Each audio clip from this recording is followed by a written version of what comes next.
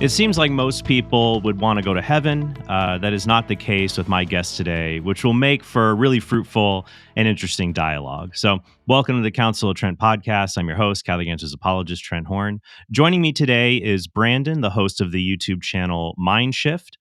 He is a non-religious YouTuber. I'm sure you would identify as an atheist, Yeah. Brandon? Okay. Yeah, for general purposes. Sure. And recently you put out a video I thought was really interesting. It would have been a great subject for doing a video reply to, but I thought it would be more interesting to have kind of a one-on-one dialogue of the points that you brought up rather than just, a straight reply to it. So the video you did is called The Problems with Paradise: 7 Reasons Why Heaven Fails. So before we get into the video itself and talk about the issues that you raise with the doctrine of heaven, could you tell our audience a little bit more about yourself and your channel? Sure. Yeah. And thanks for having me on instead of just making a reply video. I think it's great to be able to speak about it whenever possible. So I appreciate that. My name's Brandon. I started a YouTube channel just about 5 months ago now.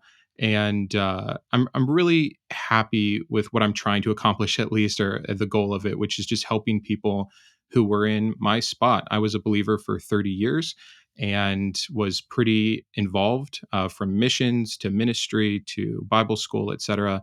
I feel like I have a pretty good, at least Protestant base, which will be interesting talking to you, Trent. And I'm working my way through the Bible from a secular, objective perspective with what we can know, and just covering topics like this. Heaven granted, I think it's kind of funny. This is the one we're going to talk about. There's 1,000 things I'd love to eventually talk to you about. Sure. Heaven is one of those conversations where it's funny because it's what we would say not a salvation issue, even though it's kind of what salvation leads to. Right. Pre-trib, post-trib, that kind of stuff. I feel like there's so much vagueness about heaven that, some of this is assumptions, and we'll get into that. But my channel is simply trying to help people who have been stuck or are doubting or questioning, similar to what I thought was happening for myself and the harm, or at least the potential harm that I think can occur from that.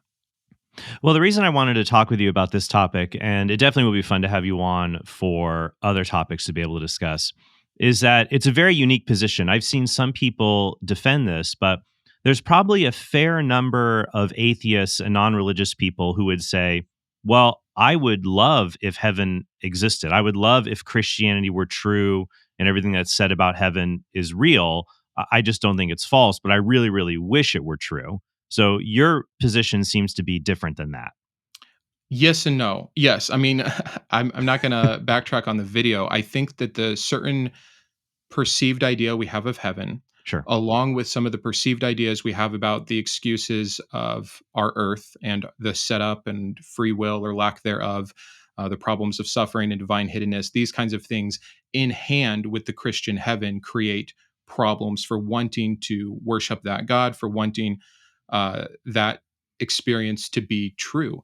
Can I picture some kind of heaven that is good? Of course I can. One of the points in the video that I know we'll cover is maybe heaven just shouldn't be infinite. Maybe there shouldn't be a hell. I think that robs the joy of heaven. Maybe there shouldn't be different tiers, levels, or rewards in heaven. So it's not so much that heaven can't exist or that wouldn't be beneficial or a better thing. It's that the current setup, as far as I understand it, juxtaposition to the current belief system of that God is problematic. Okay. Well, let's get into it here. Once again, I'll link to the original video if anybody wants to check it out along with Brandon's channel, The Problems with Paradise: 7 Reasons Why Heaven Fails. What I wanted to do, and you had a nice setup for your video because we can just go through each of the reasons and talk about them. Before I do that, though, I'll give a primer, at least from a Catholic perspective, of what we mean by heaven. And I think in our conversation, what's going to happen is I agree with you. There are certain descriptions of heaven or ways that heaven is portrayed that I agree I wouldn't want to be there for all eternity. So it really does depend on how you understand the concept. Sure. So what, at least from a Catholic perspective, the Catechism of the Catholic Church puts it this way. It just says in paragraph 1024, heaven is the ultimate end and fulfillment of the deepest human longings, the state of supreme, definitive happiness.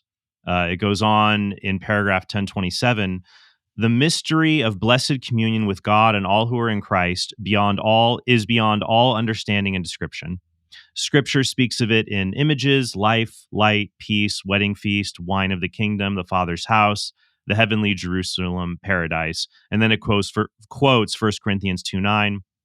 No eye has seen, nor ear heard, nor the heart of man conceived what God has prepared for those who love him. So we have images of heaven that are given to us in scripture and tradition, but we always have to be careful about confusing the images for the reality. So that's just a start, a baseline: heaven, ultimate end, supreme definitive happiness.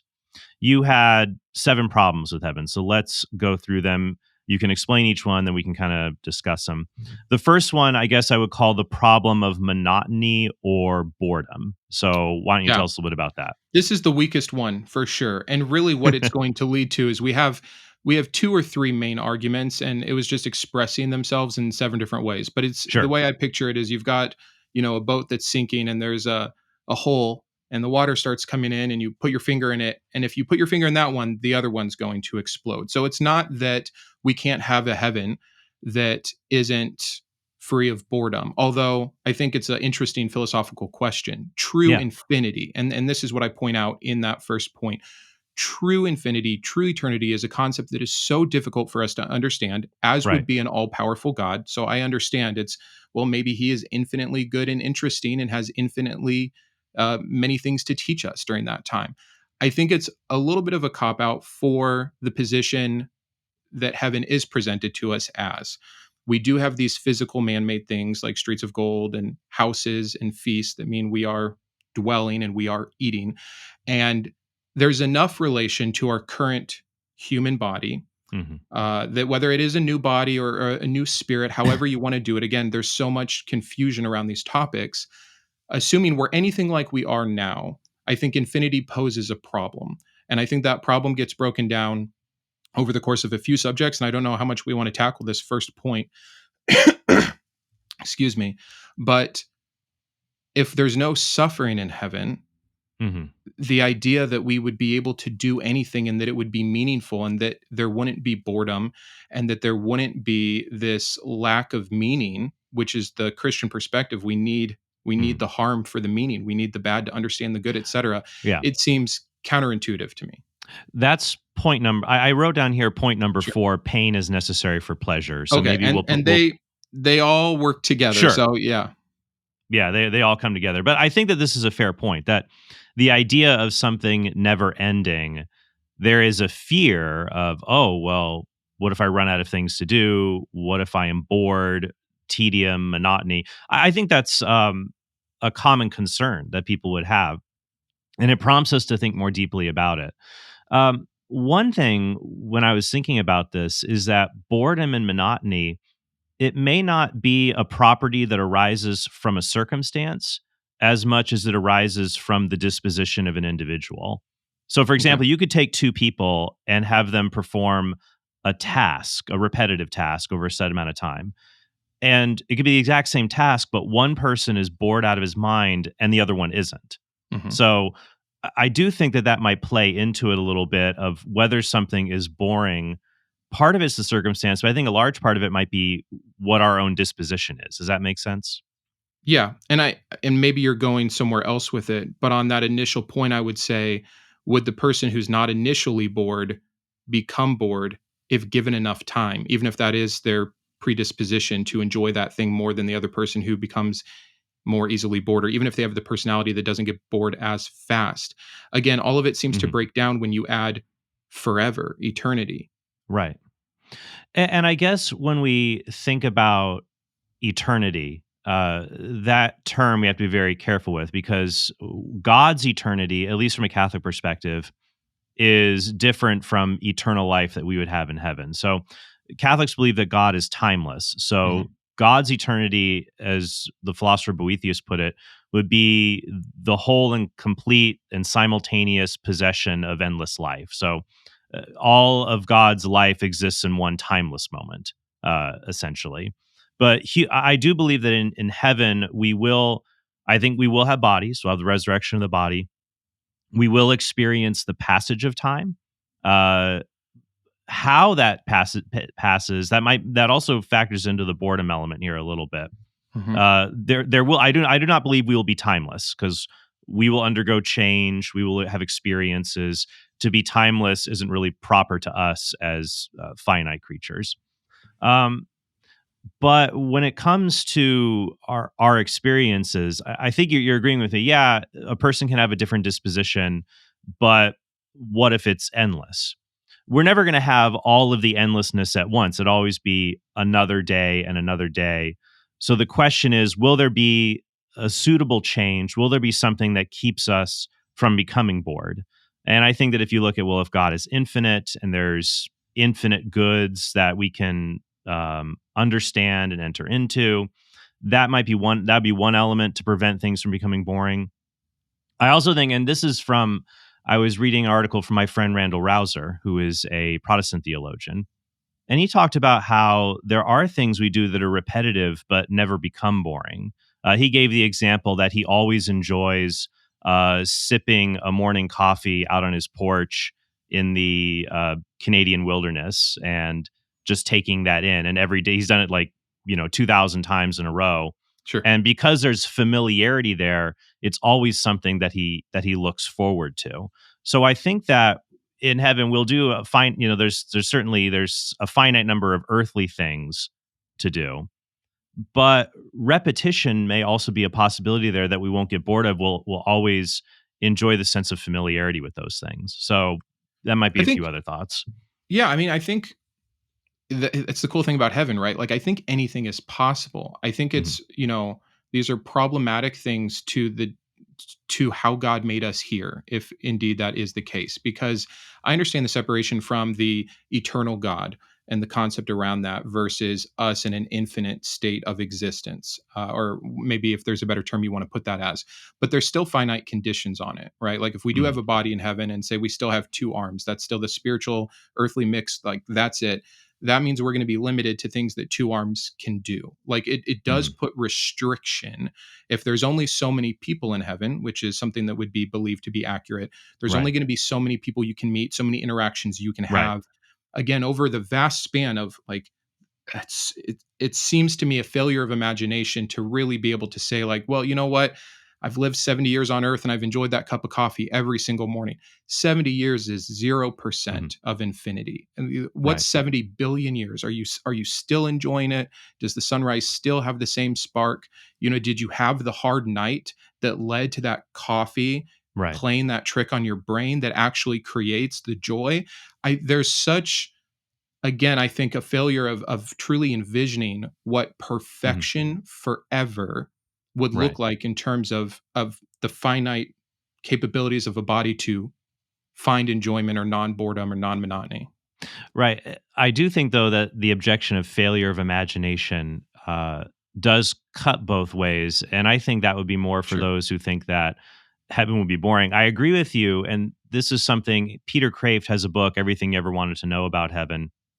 And he imagined experiences in heaven might begin with learning everything that can be done to learn about life on earth, and then having perfect communion with other people. Uh, so I think what's important here when we talk about life in heaven, there are these particular instances, these moments we have on earth where we experience this wonderful kind of bliss. And an important element of that is that time is something we're not as concerned about. We'll be wrapped up in a conversation with another person and we're thinking, oh, it's getting late. I got to go to bed. I have to, have to retire. Heaven might be, what if you didn't have to do that? That you have these moments of this kind of bliss, and they're very, very brief in this life. That intimate conversation that you have late at night with someone, or that sheer joy you share with your child in a particular activity. And I notice sometimes that when we have these particular moments, the flow of time is a little bit different. Because when you talk about things being endless, you know, 1 second after 1 second after 1 second, sometimes it's always interesting, right? That when you go through an experience, the way that you appreciate time in it, it can feel longer or shorter based on it. For sure. Relative, So, yeah. Yeah, so I think those little instances of it, could we have that in heaven? But and I think so in an endless way. Now I think you might say, yeah, but if it's endless, then what? So it's like, earthly things, communion with other people, which I agree will be finite. Then after that would be entering into the mystery of God. And I think that the only thing that would make heaven pleasurable and not hellish would be the fact that God is infinite. Um, I know that Joe Schmidt recently, he had a poll on his YouTube channel. He has Majesty of Reason, and he asked people if you would want to live forever in this universe. And I said, absolutely not. Because what would happen is eventually in 40 trillion years, it's just me and a bunch of hydrogen atoms. You know, Yeah. that would be awful. But if God, you think like that there's always, just as there's always a greater number on the number line, I don't see anything preventing an all powerful, all knowing God from having another greater good for us to enter into. I don't see anything preventing that either. I think Mhm. where that would break down for me, and there's two interesting points I think I'm trying to keep track of that you said, Mhm. and I'll lean on you for. I can talk as long as you want, so as much time Yeah, as you yeah. want to give to a dedicated point or not, you feel free to move this conversation. But Sure. the first part of it, you mentioned the sweet moments we have on Earth and how they have to end, and how maybe they could be extended, etc. I think it's a good point, but I think what it points to is those moments become precious because they're limited. I just had a hiking trip with my buds. I only get to do it once a year. We've all moved away from each other. We gather up. We take 4 days in the mountains. It's the best time. I hate when it ends. It's the worst thing, and I just crave it for the next year for many different reasons. Right. If I could just do that forever, where's the craving? Where's the sweetness? What's the new conversation that needs to be caught up on? We're not sharing our lives with each other. Like I think it is that restriction that makes those moments sweet. And to say, oh, you'll get to have those sweet moments unending or without Right. interruption, I think robs them of what makes them sweet, which is again kind of my problem with this perfect city. Um, if you want to say something on that, that's fine. But your second point that I wanted to address as Mhm. well with, okay, so we exhaust all the finite aspects of people and time and conversations and et cetera. Now we get to enjoy the mystery of God, the infinity of this God. I don't want to open a whole new can of worms, and I don't think we'll go down this road. But for me, that's where it's, well, God's character still isn't changing, right? He's still Mhm. immutable. He's still going to be the same God that was portrayed in both parts of the Bible. Right. He's still going to be the same God that we have interactions with, or people that believe they have interactions with, et cetera. And for me, not trying to be some anti-theist, that is not particularly appealing. The God that I understand him to be, through his actions and words in the Bible Mhm. itself, is not someone that I'd want to explore for infinity. That doesn't, Mhm. and we're obviously going to disagree there, but I Sure. think part of like that, it's not a cop out answer from you because I understand your point. Getting to be with the creator of the universe forever, who is infinite and infinitely mysterious and all powerful, like that's got to offer something to infinity, especially if he's the one creating it.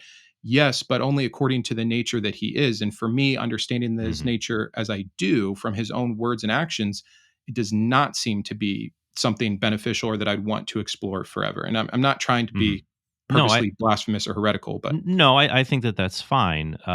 Do you think it is possible for God to define God as unlimited being itself? God is perfect goodness itself. So God is the unlimited ground of being, perfect goodness, beauty, unlimited in knowledge and power and goodness, as I said. Is it possible for that reality to exist? I really don't know. I Hmm. think that all we can do is look at what we have, and I think that all of those descriptors are descriptors we typically try to give to a God because we're trying to build a creature better and bigger than ourselves.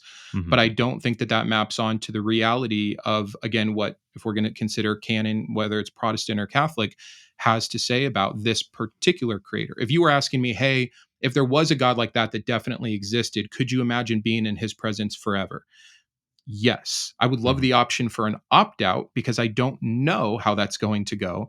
But I could say I'd want to maybe try that out more than I would say, well, when it Hmm. comes to Yahweh in particular, Yeah. with his character and immutability.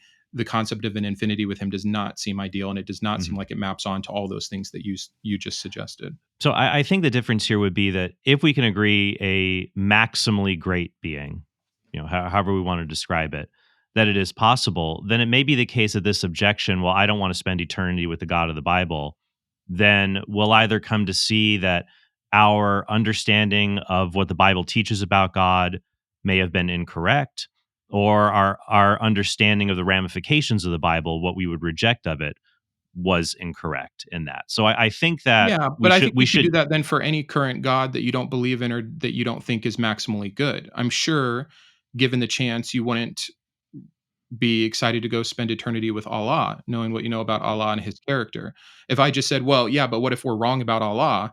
right, Of course, you'd have to reposition your statement. But as far as we do understand, and we were given this Bible to understand, to right. encourage and train in righteousness, etc., and we do have these things from God Himself, not like the contested books of certain canons. We have Mhm. pretty stark claims of action and character that I think we do have to kind of take it at face value. And some people don't have problems with that. I Right. understand that. Some people do, and this isn't necessarily a conversation on God's morality, but Yeah.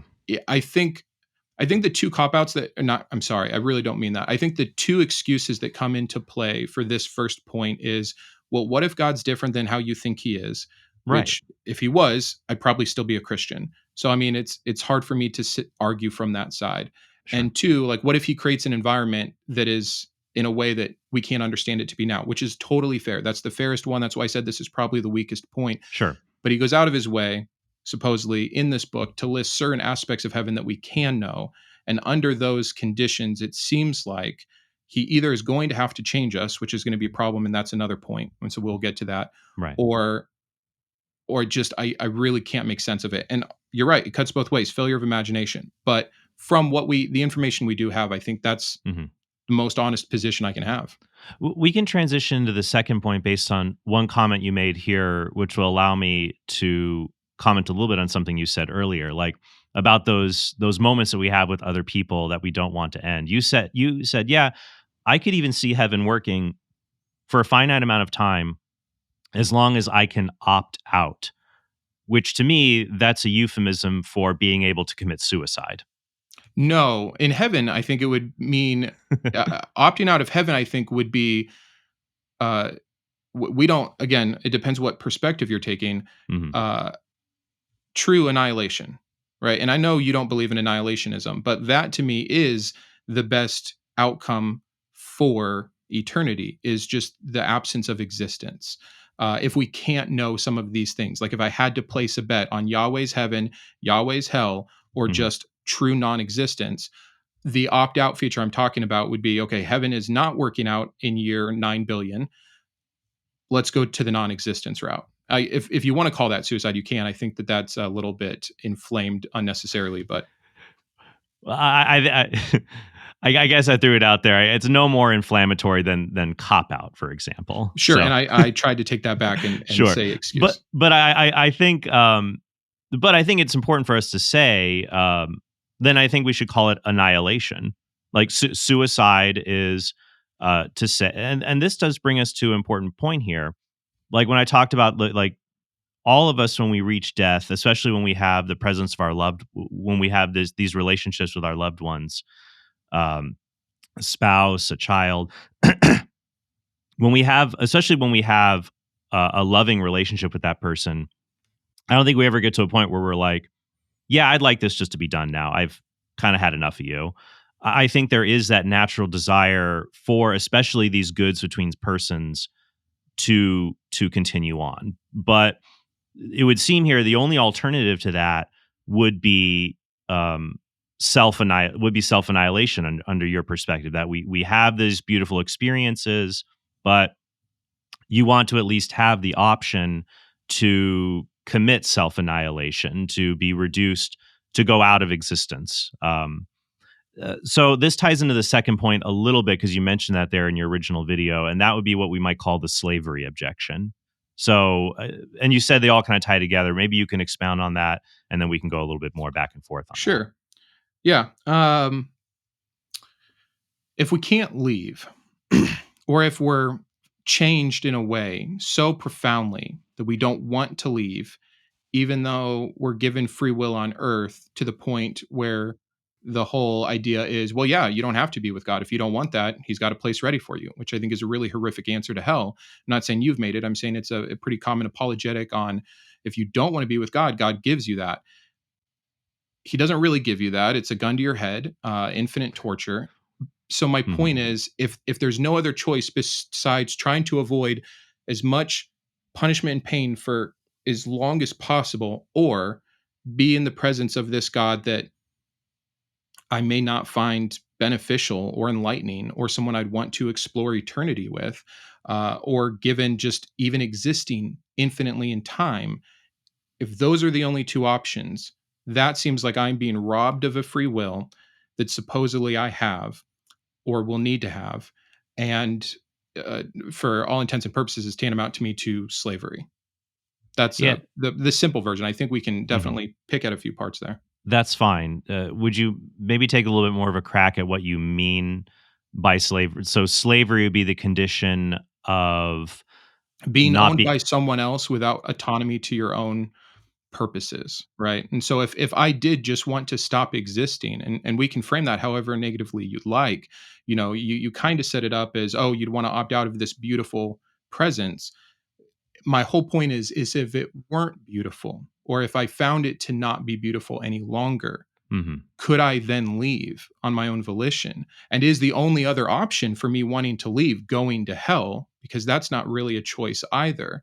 Right. You know, it seems that however you want to frame it, at some point we are limited to only a literal binary option of existence forever. And I think that Mhm. that is a concept that I understand why it originated. I understand that many cultures have come up with these parallels, but it seems awfully limiting from the creator of the universe to have only these two Mhm. options. So it seems what you're saying is in order to be free, if a person finds life not worth living, they should be free to annihilate themselves. I think we have to be careful what we're talking about. I'm not necessarily advocating for suicide, although I would advocate for certain kinds of euthanasia or assisted suicide for certain conditions. I'm not just trying to say this willy nilly, but this isn't a 70-year stretch where it's going to end anyways. The whole point is, if you're stuck in Right. heaven and it will not end, I think that drastically changes the nature for needing a button that says, I'm done. Right, but it's still the same principle. The principle is that Okay. if you are in a condition where you feel life is not worth living, because there is some kind of suffering ahead of you, Okay. um, a person should be free to annihilate themselves if they reach that conclusion. I think in the setup that we're talking about, with an Mhm. infinite heaven with only one other negative option, yes. Okay. I think that those are important byproducts of it. Yeah, I Mhm. think that it's, I think it would be conditional on the kind of heaven that we're talking about, the other options presented, and the character of that God. And so, in this particular setup of Mhm. Yahweh and the heaven and hell system, that is my point, that if we don't have another option, to some degree, I see that as slavery. Even being forced to Mhm. feel pleasure does not Mhm. necessarily mean it's a good thing, right? We could make earthly examples of how horrendous that could become. Mhm. Um, I think that it is not being in control, not actually having the free will. Okay. Do you think that some people in this life, when they reach the conclusion life is not worth living and they want to annihilate themselves, they are actually mistaken about that? And so we should restrain them and not let them do that? I think that this is a whole new can of worms. I love the conversation. I think it's extremely philosophically interesting. Um, and I do think there's considerations there. Sure, age being one of them. So if God wants to say you have to do 10 billion years before you get the opt out button, fine, like, for the sake of argument. Mhm. In the same way that I would not want, a 13-year-old to think that there's no hope because their hormones are going absolutely nuts and they don't understand what happens over the course of 70 years. But I think it's a false analogy. I think that there is a state we're going to be in immediately in heaven, right? If there's no tears, death, sorrow, or sin, Mhm. how can I have bad information to make this bad choice compared to the 13-year-old who doesn't have life experience to make this bad choice. Like I don't see them as nearly Mhm. equal. Well, I think though the reason that I'm putting this here is that I'm just testing out the principle. It seems Sure. like your concern is that heaven would eventually reach a point where it would be a life not worth living. And so one should have the option of self annihilation. However, in this life, we'd come up, there are many, many examples of people who falsely think life is not worth living. Now, I think that that's true of all cases, that I don't think, I don't believe in making divisions about who is okay to commit suicide and who isn't. And of course, that's a separate issue. But what you're asking for here, your concern about in heaven, is you're saying, I'm worried that I will be forced to live a life that is not worth living, and that would be a kind of slavery. My counter to that is that just as people are mistaken in this life about whether life is not worth living, in fact, the majority of cases, I think you and I would agree, the majority of cases of people who seek suicide, you would probably say they are actually mistaken and ought to be given mental health treatment, other Sure. things, that they're mistaken about that. It wouldn't fall under your narrow set of criteria of, yes, life actually, your the amount of life you have now or whatever it'll be is not actually worth living. Sure. And we And then can pick so a really high number. We can say 99% if you want. Mhm. But I think it's because they are, like you said, dealing with maybe a mental condition that won't exist in heaven. We'll have fully intact awareness of the perfection of the Mhm. situation if it does indeed exist. My whole point is if heaven isn't what it's claimed to be, or just for the sake Yeah. of actually enjoying heaven while we're there for the first 20 trillion years, like Mhm. comparing that with a 70-year lifespan Right. and someone who is sick or doesn't have all the information or is being harmed.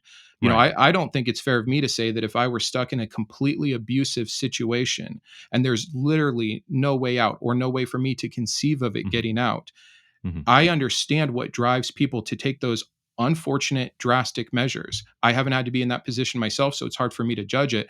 But I Right. have to imagine, with all faculties and zero suffering in heaven as claimed, I should be able to Mhm. make an educated decision. Just the presence of that button being there Right. says there is free will. You are not stuck here. To be stuck there, I think, immediately robs us of one of the pleasures that would be required, which is some sort of free will or autonomy. And I think my reply to that would be that just as we don't enslave people or take away their freedom when we forcibly prevent them from committing suicide in this life because they falsely believe life is not worth living, we are not slaves. We do not lack freedom. If it is the case that in heaven, life is always worth living. And so choosing self annihilation would always be irrational. That Well, if free, you put that precursor on it that in heaven it's always worth living forever, then you've immediately robbed the statement of the potentiality of it. I Mhm. agree with you. If heaven is a place where it is Mhm. that you would never want to leave, then yes, we would never need a button to allow us to leave. Mhm. My entire presupposition with this, and it wasn't even just based on Yahweh's heaven when I gave it in the first example, it Sure. was if there's an infinity that I am subject to, which is Right. so different than our earthly experience. Knowing Mhm. something is going to end is enough sometimes to tell someone, wait 10 years, see what changes. When someone's at year 8 billion, what are you going to tell them to wait for? What information don't they have? What part of their brain is broken? Like, I Mhm. do understand the point to a degree, but I think that it's just apples and oranges for what we're trying to talk about here. Right. I'm just getting back also because this does go back a little bit to the monotony, boredom objection, or the experience of heaven being hellish.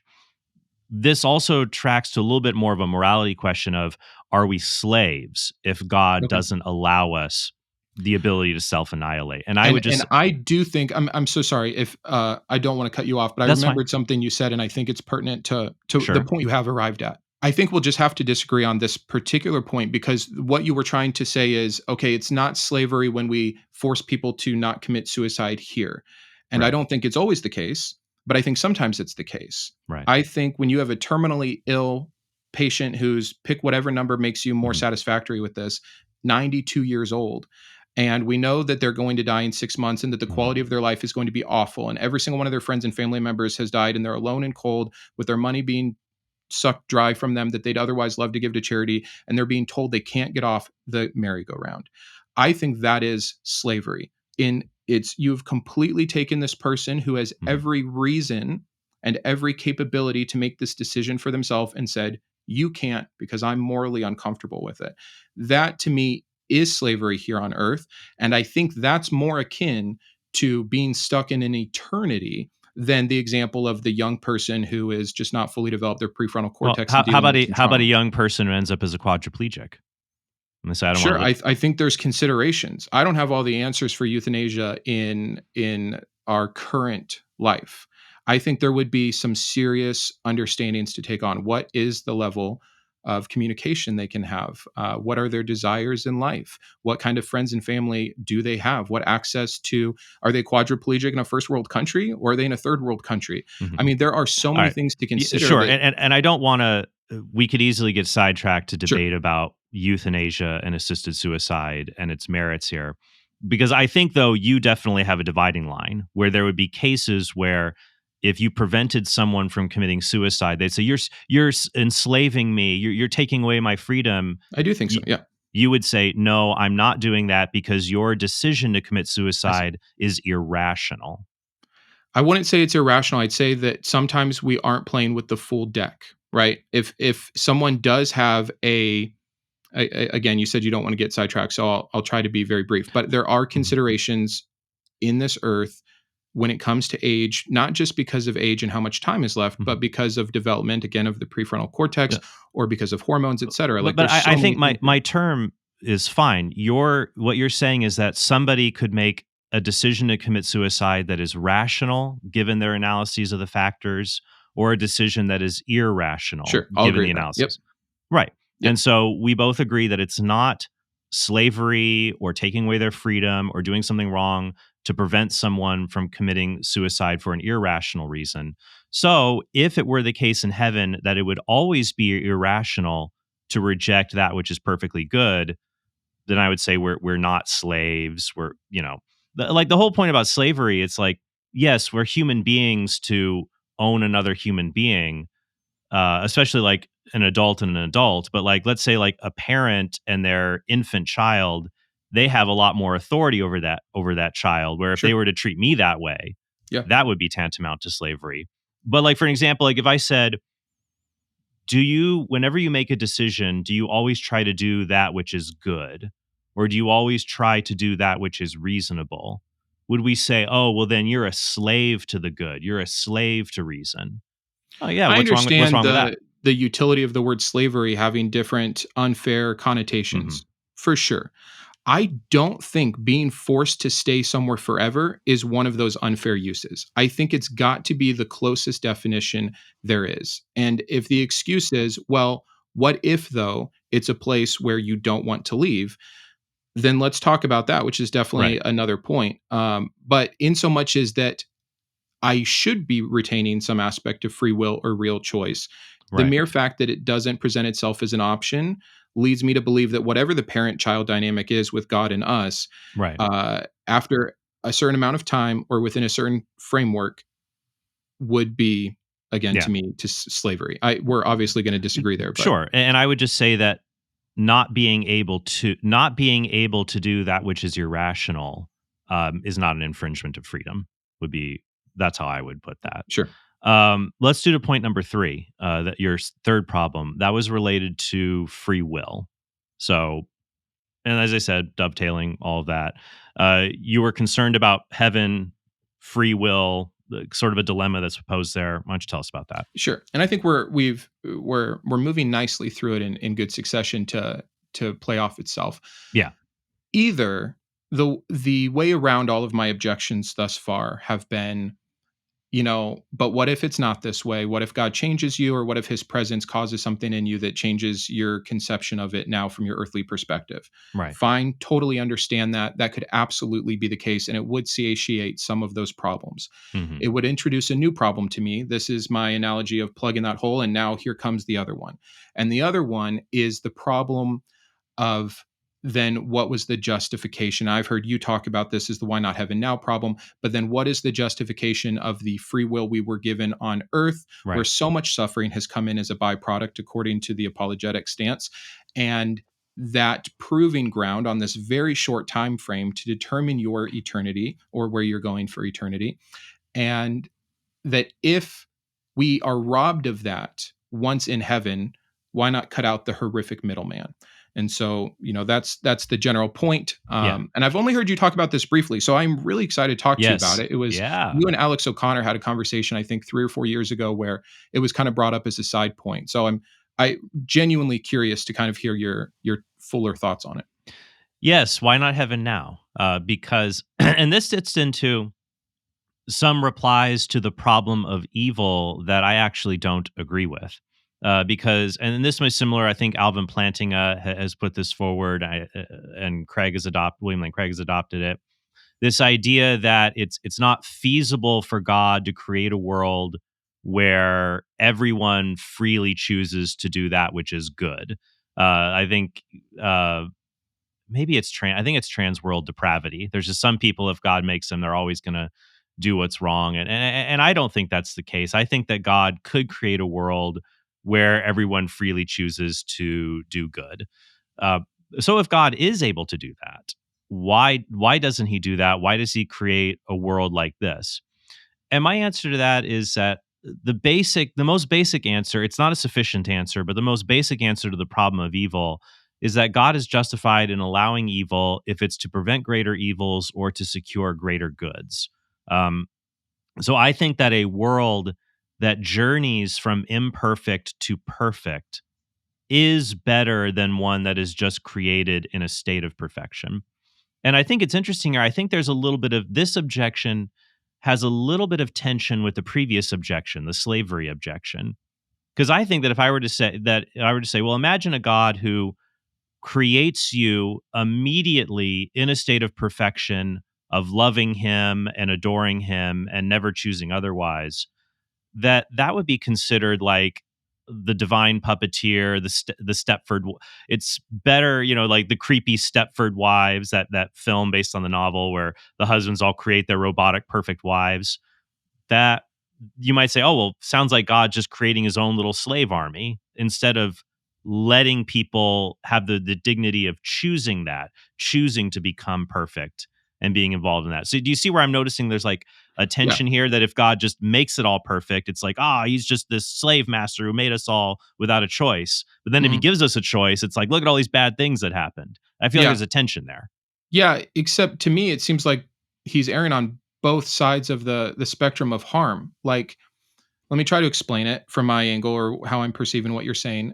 So th- we have Earth. My problem is suffering here on Earth, right? Hmm. The extent of suffering. I think some suffering would be necessary. I'm not going to be one of those people that say, "Oh, we shouldn't have." I understand why we need pain sensors to have utility in the world. I understand a many great deal of this, even missing someone to enjoy their company. Sure, it's the extent of the suffering for Sure. one. Yeah. And I think we have an unnecessary or an overextent of that suffering to justify the end goal. And then when we do get to heaven, according to you, then Hmm. we are still moving straight into that my problem with the slavery. So now we just have two problems, right? If it is indeed the fact that we can maintain our free will in heaven and thus it Hmm. was necessary on earth, it leads to my first few issues. Like, okay, well, the boredom and the like, I'm not trying to have it both ways. I'm saying there's issues with both Yeah. apologetic versions of heaven. Either Yeah. we do have free will, so let's talk about the issues there, and sure, there's some of the weaker ones, or what I believe,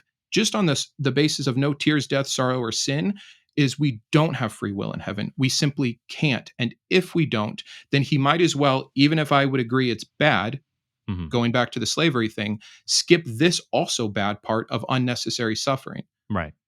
Like, What so I that's how I would justify the tension there. I'm not trying to have it both ways. I'm just saying one bad thing would still be better than two bad things mhm. if we're going to view heaven with absolute no free will as a bad thing, which I think it would be, to agree with you. Well, I think we have to define what we mean by free will. That is a little bit of a tricky term, right? I mean, lots of people define it in different ways. I'm partial to definitions of things could have been otherwise, because there's some people, even among atheists and some Christians, who have a compatibilist view of free will. Free will is just being able to do what you want. So if in heaven you always want to praise God and you always want to do certain things, you will have free will. I am not as big a fan of the compatibilist definitions, which, like I said, some atheists hold and some Christians hold. Yeah, Um, for the sake of the conversation, I'm not a big fan of them either. If you can't want what you want, then how free are you? And yeah, so, but common ground, very good. So yeah, I would say that I think definitions of free will that have to deal with things could have been different. I could have chosen different definitions related to that. I am not determined by something outside of myself from what I choose to do. I do think, though, that in heaven, the question is, will we have free will? I think my answer honestly would be yes, in a sense. We will have freedom. We'll have perfect rationality. So we'll have freedom to choose among a variety of goods. So you can still have free will. Like, I think a lot of people think of free will. It's like, okay, I have two choices. I have good and evil. Which one am I going to pick? Well, I think in a lot of cases, it's just choosing among goods. Like, well, do I want Raisin Bran or do I want Cheerios? Do I want to become a firefighter or do I want to become a teacher? So I think a lot of the choices we will make in heaven, we will have possibly an infinite number of choices, but there'll be all different kinds of goods that we can choose. There won't be a choice between good and evil, because evil won't exist. And even if it did, we'd be rational enough, we would never want to choose it. Now, I think, though, the concern, why not just get there right now, or why is not create that on Earth? right. If that is actually a version of free will, what you're Right. describing, Yeah. where we could have done otherwise, we could have sinned, we could have chosen not, Right. to murder, etc., and avoid all of this suffering as a Right. byproduct that we're told is necessary. Yeah, Mhm. it does seem like a case of kind of having your cake and eating it too. And I also don't think it has to jump straight to your other thing of, oh well, if he just makes us in heaven, there's no ability for perfection. Like, according to what you're saying now, with this kind of limited free will where we Mhm. still somehow always end up doing the right thing for everyone for all time, I think is just Mhm. equally problematic on a different plane. Well, I think, though, and it's funny when I've mentioned this before, when we talk about a world, like God makes a world, a lot of us just think of a three-dimensional snapshot of something. When Okay. we talk about a possible world, we should really think of a four-dimensional universe. Like, think about the block universe. We want it like we could get ourselves outside of time and see the whole block. Okay. So in something, there could be a block that is just always perfect, but in the block that goes from imperfect to perfect, you also have some goods that will exist in that world that are not in the perfect block. I agree with Goods that. like compassion, courage, forgiveness. So that's not the whole answer to the problem, because I also don't want to get sidetracked in the problem of evil. Yeah, We could be going on about that forever. for sure. But I do think the answer to the free will objection will go back to, yes, God could create a world that is perfect, that is free from sin. But if he can bring about greater goods and ultimately conquer evil, then there's a justification there for him to do that. And I do think, yeah, you've got these unique goods in the imperfect to perfect scenario that are worth having, even if there is suffering that's involved, versus just the perfect scenario, because everyone can be justly compensated with infinite happiness. So I I disagree that I think there's an issue with compensation. Hmm. I think that it, to me, seems flawed, and bad. Our first example of compensation in the Bible is really the story of Job, and I know it's not the same thing, but it's kind of representative of that. That, hey, there is a certain amount of allowed suffering, even Yeah. unnecessarily, that is going to be okay in the end if you just hang with me here. And that is going to fail in comparison, of course, to heaven, getting double kids and double riches and double No, he servants. doesn't get double kids. Not I'm sorry, but his Because kids become more wealthy and they are more beautiful, and he does get a lot of double possessions like the. I only mention that because it understands that the children have a different value than the possessions, so they can't be A little. replaced. The fact that they are, the girls are more beautiful, so he can get more. Again, we don't need to get on a Job apologetic. I Sure. think that's going to be its own thing. But Yeah. I think that it shows that compensation is a flawed concept, and this seems to be a concept from the beginning of how God plans to reward or just again compensate us for suffering. And I Mhm. don't think an infinity that I've already said, there's certain problems I think are withstanding in that, and you keep coming back to framing it as, well, it will be perfect and good, and you'll want to be there. And I understand why you're saying that, Right. but it's taking away some of the ammo of, maybe if it's not those things, and I don't have good reason to believe it's those things or can be those things, Right. that it's not actually just compensation for the amount of suffering going on earth. And I know we don't want to get sidetracked with the problem of evil, but this is honestly my biggest issue with heaven, is the free will issue. And the reason that the free will issue for heaven Mhm. is the biggest issue for me is because of the problem of suffering. So it's hard to get into this too much without getting Sure. into some examples of compensation and how much suffering is enough suffering. And so I'm not sure exactly where to take this with you, except to say Mhm. there is an amount of suffering on earth that seems to be clearly unnecessary to me, that we have to Mhm. supposedly have or happened organically because of our free will, Right. that just won't happen in heaven for some reason. And if it Right. just won't happen in heaven for some reason, Well, there won't be suffering at all. it will exactly. Right. So then I would say there's no free will. If we have this thing that is suffering because we have free will, and then we go to heaven and there can't be this thing suffering, which is a Mhm. byproduct of free will, it seems logical to me that then there wouldn't also be free will. How can Well, I really do mhm. whatever I want? And maybe bad definition of free will, so I'll let you reframe it. How can I in heaven have the option to show my to showcase it all that there is free will, if I Mhm. can't even cause the slightest stumbling block or suffering or tear or cause a death, etc., in heaven, all the things that are, they're not allowed in heaven. Like, by definition, to have those things not allowed in heaven means that we can't do certain things that otherwise we would be doing, could be doing, are doing now. I don't understand how all of a sudden we get to heaven, we can't do things, but we maintain free will. Well, I think this goes back to my what I said earlier, like about suicide. It's like telling somebody who wants to run down the street naked, "Hey, you can't do that." I thought this was America. This is you're saying I'm not free. Well, you're not free. Freedom doesn't entail. It entails the ability to choose that which is good. But they But can choose to run down the street naked, they're just gonna suffer the consequence, right, but we right? would say they're not free to do that. Well, there will be a consequence if they do, but they get the Yeah. choice to weigh that consequence against that action and decide to Mhm, do the action or not. And what it seems like you're saying is, we mhm. won't get to even weigh that choice in heaven to have the opportunity to choose the action and deal with the consequence, because it simply doesn't exist or can't exist. Like, Right. I don't see how it's the same thing. If you're saying there's a new Mhm. version of free will in heaven, and that Right. it's somehow different from the one we have on earth that creates these byproducts, then let's talk about that. But It, if It's the not answer to a the. yeah, it's not a new version of free will. It's just the fact that our intellectual abilities, because whenever we make choices in this life, we're always pursuing that which we think is good. Even when someone does what we would say is evil, there was some kind of good that they were pursuing in that. With, let's say, even like pleasure, for example.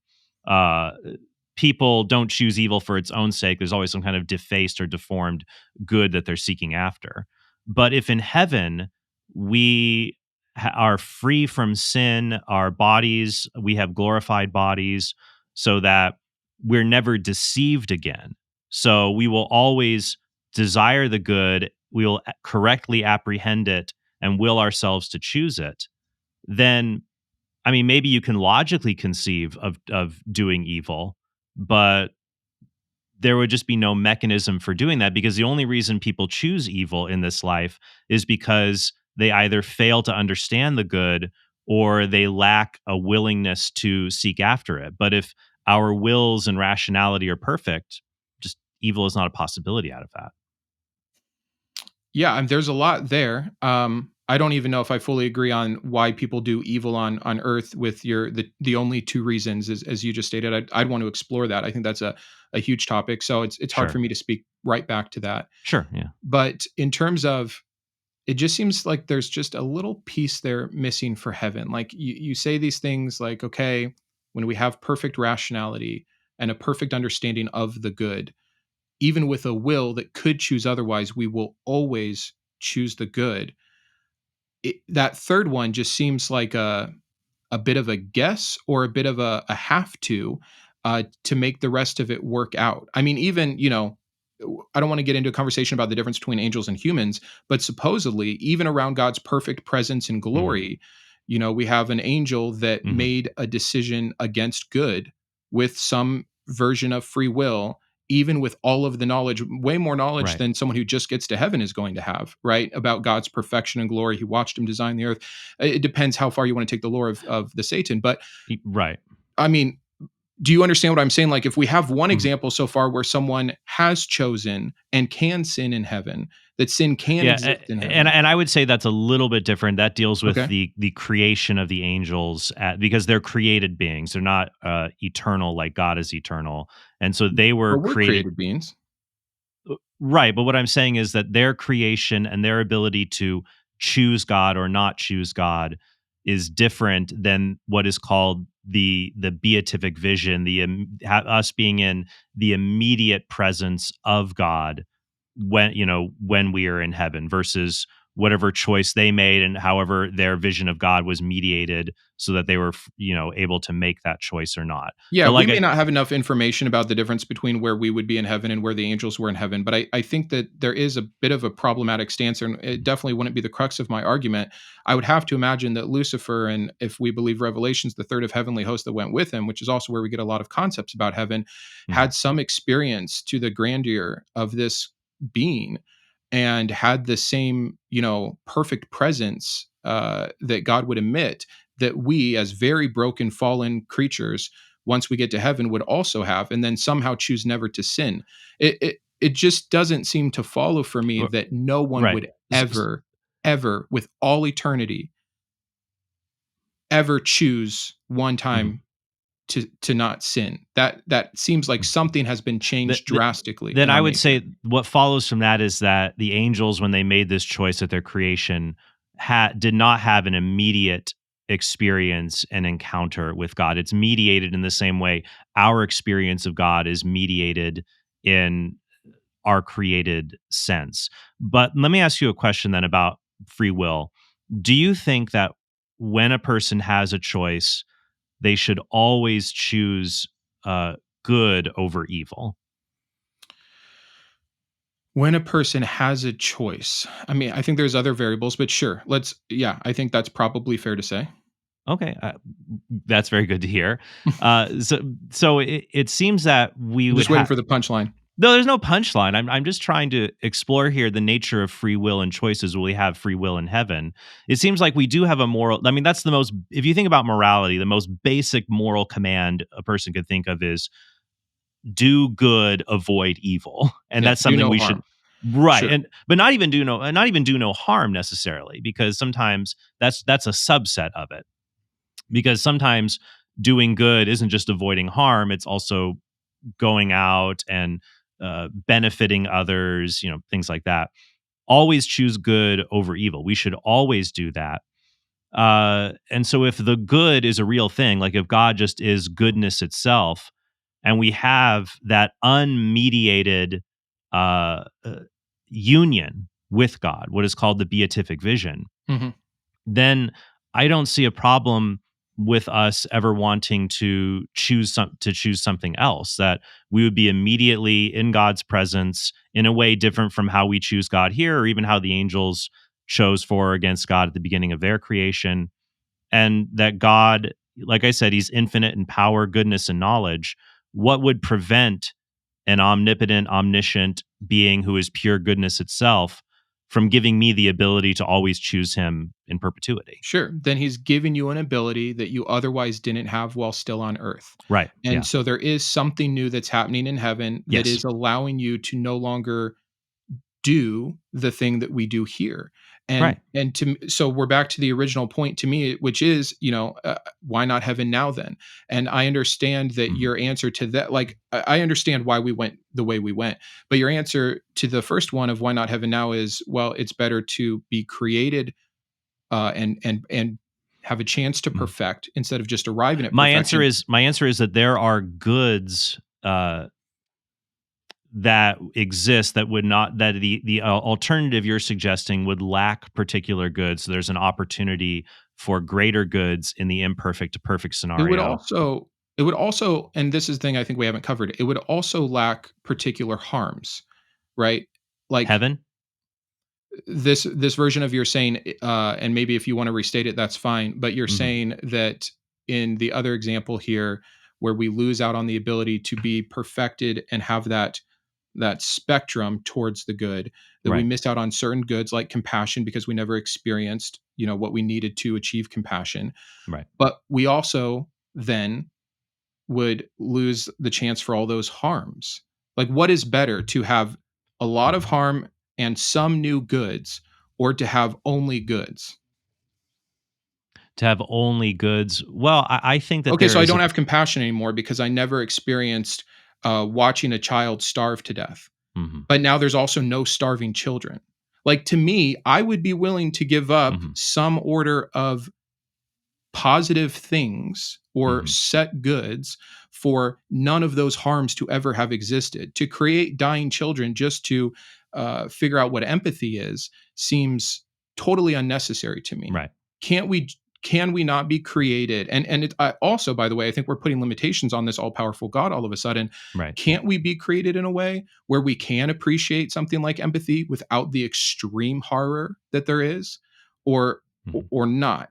I would Mhm. think a God could do that. And even if he's bound by there's organic, cause and effect that we Mhm. have to allow in a system, then I would be willing to lose those harms, Mhm. at the sake of knowing certain other goods. So I would say that this, as I said, this is getting a little bit into the problem of evil versus just whether heaven is a good thing or not. And it seems like the objection is, well, if yeah, this is all would be really good.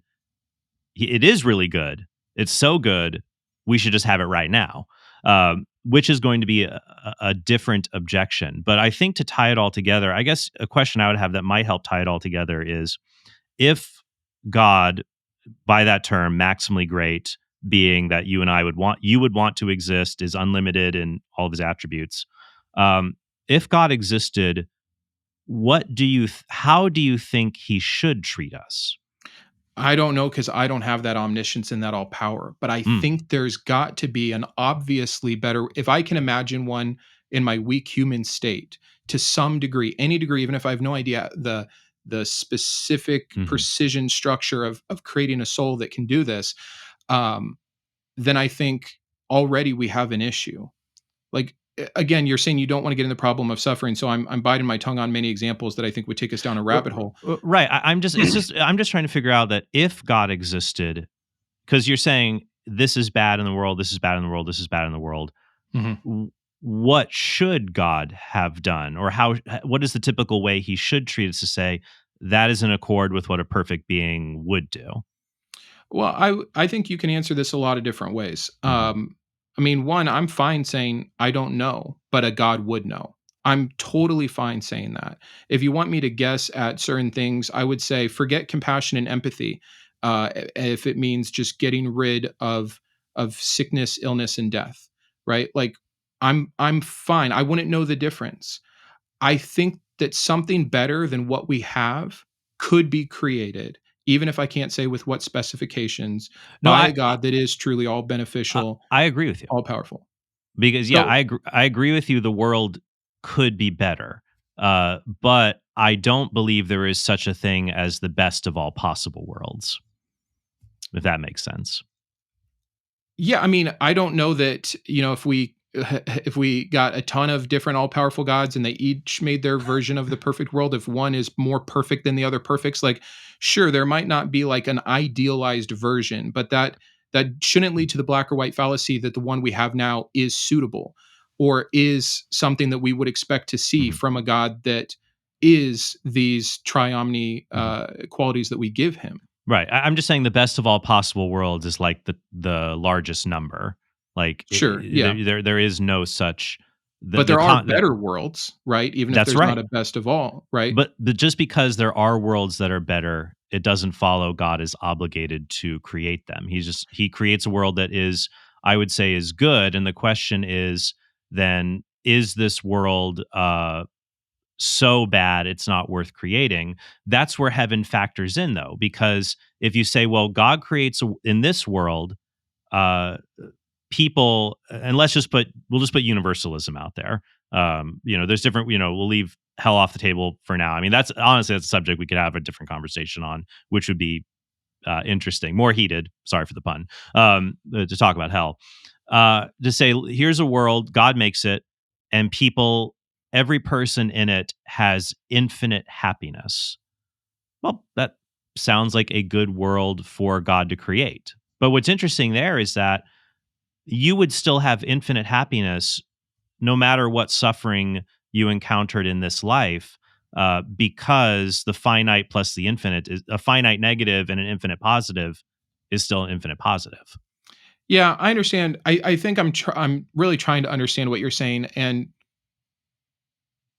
it sounds like, and I'm not trying to misrepresent you, so please really correct me here. Okay. If there can't be a best of all possible worlds, and yes, there could always be a better world, at what point do we say that a god should have to upgrade, past our current world? Like, how do we know we're not in one of the better worlds already? Like, I guess maybe help me understand like what your point is Mhm. exactly in putting that forth.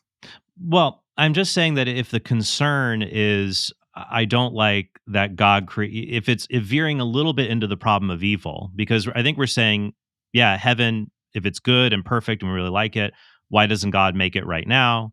Well, because if he allows it going from imperfect to perfect, there are these other goods Mhm. that will exist. And so we have a wider variety of goods within the entire I world see. experience. And to say, no, I think it would be better if we didn't have if we exchanged the wider variety of goods Mhm. so that we can have less harm. I think that ultimately is going to be a little bit of a value judgment here. I mean, I agree. we do that all the time as human beings, right? Yep. Like we could, uh, like when we create a society, we could allow people to take risks and have freedom, and there's a wider variety of goods, skydiving, bungee jumping, cave diving, but then there's a wider variety of harms that will ensue from that. So you could Sure. always, like, even as human beings, when we create, you can restrict things to have less harm, but then you'll lose out on good. So part Sure. of that, when we're debating, should God have done this or that, it's a little bit of a value judgment. I agree. The key difference though being that I think we are working within a set framework. Okay, we know that bodies can get injured. We know that they can Hmm. break bones and that certain injuries can be bad enough to lead to death. So I'm going to take all that into consideration when I come up with the concept of skydiving or bungee jumping. And then I can still give people, and I make sure that they're trained and I make sure they sign waivers and that they are of an age where they can understand things, and Hmm. then they can make a decision, or I can even make the decision for them to offer this in the first place. I get the analogy so far as that goes, but it's still within this current framework of what God created. He created the bones that can break, he created the pain that can be sent, he created the Right. fact that without consent of any form, some 3-year-old can wake up conscious on this planet with crippling disease, Yeah. die, receive no earthly compensation, never even understand the great gains for themselves of things like empathy. Maybe they're just what a lesson for someone else, Hmm. and they're compensated by heaven. And I just disagree. I think that a all perfect, all powerful God could, should, and would have done better. I think that we are looking at a Hmm. very natural world and trying to fit Hmm. the horrors that we see here with the description of a God that I just cannot justify. And so you're 100% right. It's coming down to the problem of evil and Yeah. suffering, So I but want to it's a big part of it. But it segues a little. This is actually working out pretty decent. This segues a little bit into point four that you made in the video, because so far it seems like where the objection was going is that, uh, I guess, as the dialogue has been continuing between you and I think the concerns are: is heaven all it's cracked up to be? And if it is all it's cracked up to be, why don't we have it now? So that seems to be two. Um, the main two things so far we seem to have been tussling with, right? Yeah, I think those are our two main holes. Yeah. Yep. So, and I think so. If we, and I would love to go. We're going down the road. I think that it is all that it's cracked up to be. Then we have more of a conversation about the problem of evil and about whether a world where people have infinite happiness uh, for their entire existence. That it's interesting that the complaint you made earlier about endless existence counting against heaven being worthwhile on that can actually work in favor of my position against evil, that if your existence were infinite and endless, the amount your finite suffering in that existence would be essentially zero, right? Could you repeat that one more time for me? If you have an existence of infinite happiness Mhm. and part of that existence is finite suffering, then that means the finite suffering, the amount of it in comparison is essentially zero. Yeah, except that one is happening on a plane. I mean, we're having to assume a lot of things, I think, to make that work. And I think that some of what we have been, dialoguing about Mhm. is that it that statement is making a whole lot of claims that I haven't necessarily agreed to thus far. Yeah. Um, but yeah, I think, and I said this at the beginning, I understand a set amount of suffering. I My argument has never been there should be no suffering. Yeah. So yeah, we're in agreement that some suffering on an earthly realm for a small amount of time compared to infinity. I hear exactly what you're saying and why it cuts both You're ways. just saying it's gratuitous right now. I think it's absolutely gratuitous, and I Mhm. also don't think that the current version of Mhm. my understanding of heaven is compensation for it. Okay. But yes, Well, okay. Well, let's go to point 4. This works okay, out really well. So your fourth concern was that pain is kind of necessary. That the absence of pain in heaven would be a problem, yeah, which is I'm saying interesting. that. Because you're yeah, and it's good you said you're not absolutist about pain. You think there should be that some of it can be helpful to life. Yeah, yeah, and I would like to think that if I was an all loving, all perfect God, I could figure out that balance. It's not something that I would even say in an earthly realm. I would be able to say this is exactly how it should be. I just would hope that the God of the universe could figure it out. And from what I look at, it seems like it's not. So the issue that I was making in point 4, if I remember, was more along the lines of going back. If heaven is this place of no tears, death, sorrow, or sin, um, and I might be confusing it with point 6, so keep me on track. But Mhm.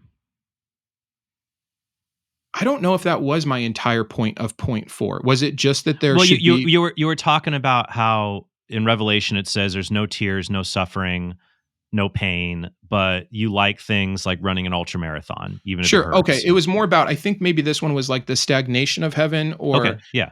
which is fine. I think it's slightly different.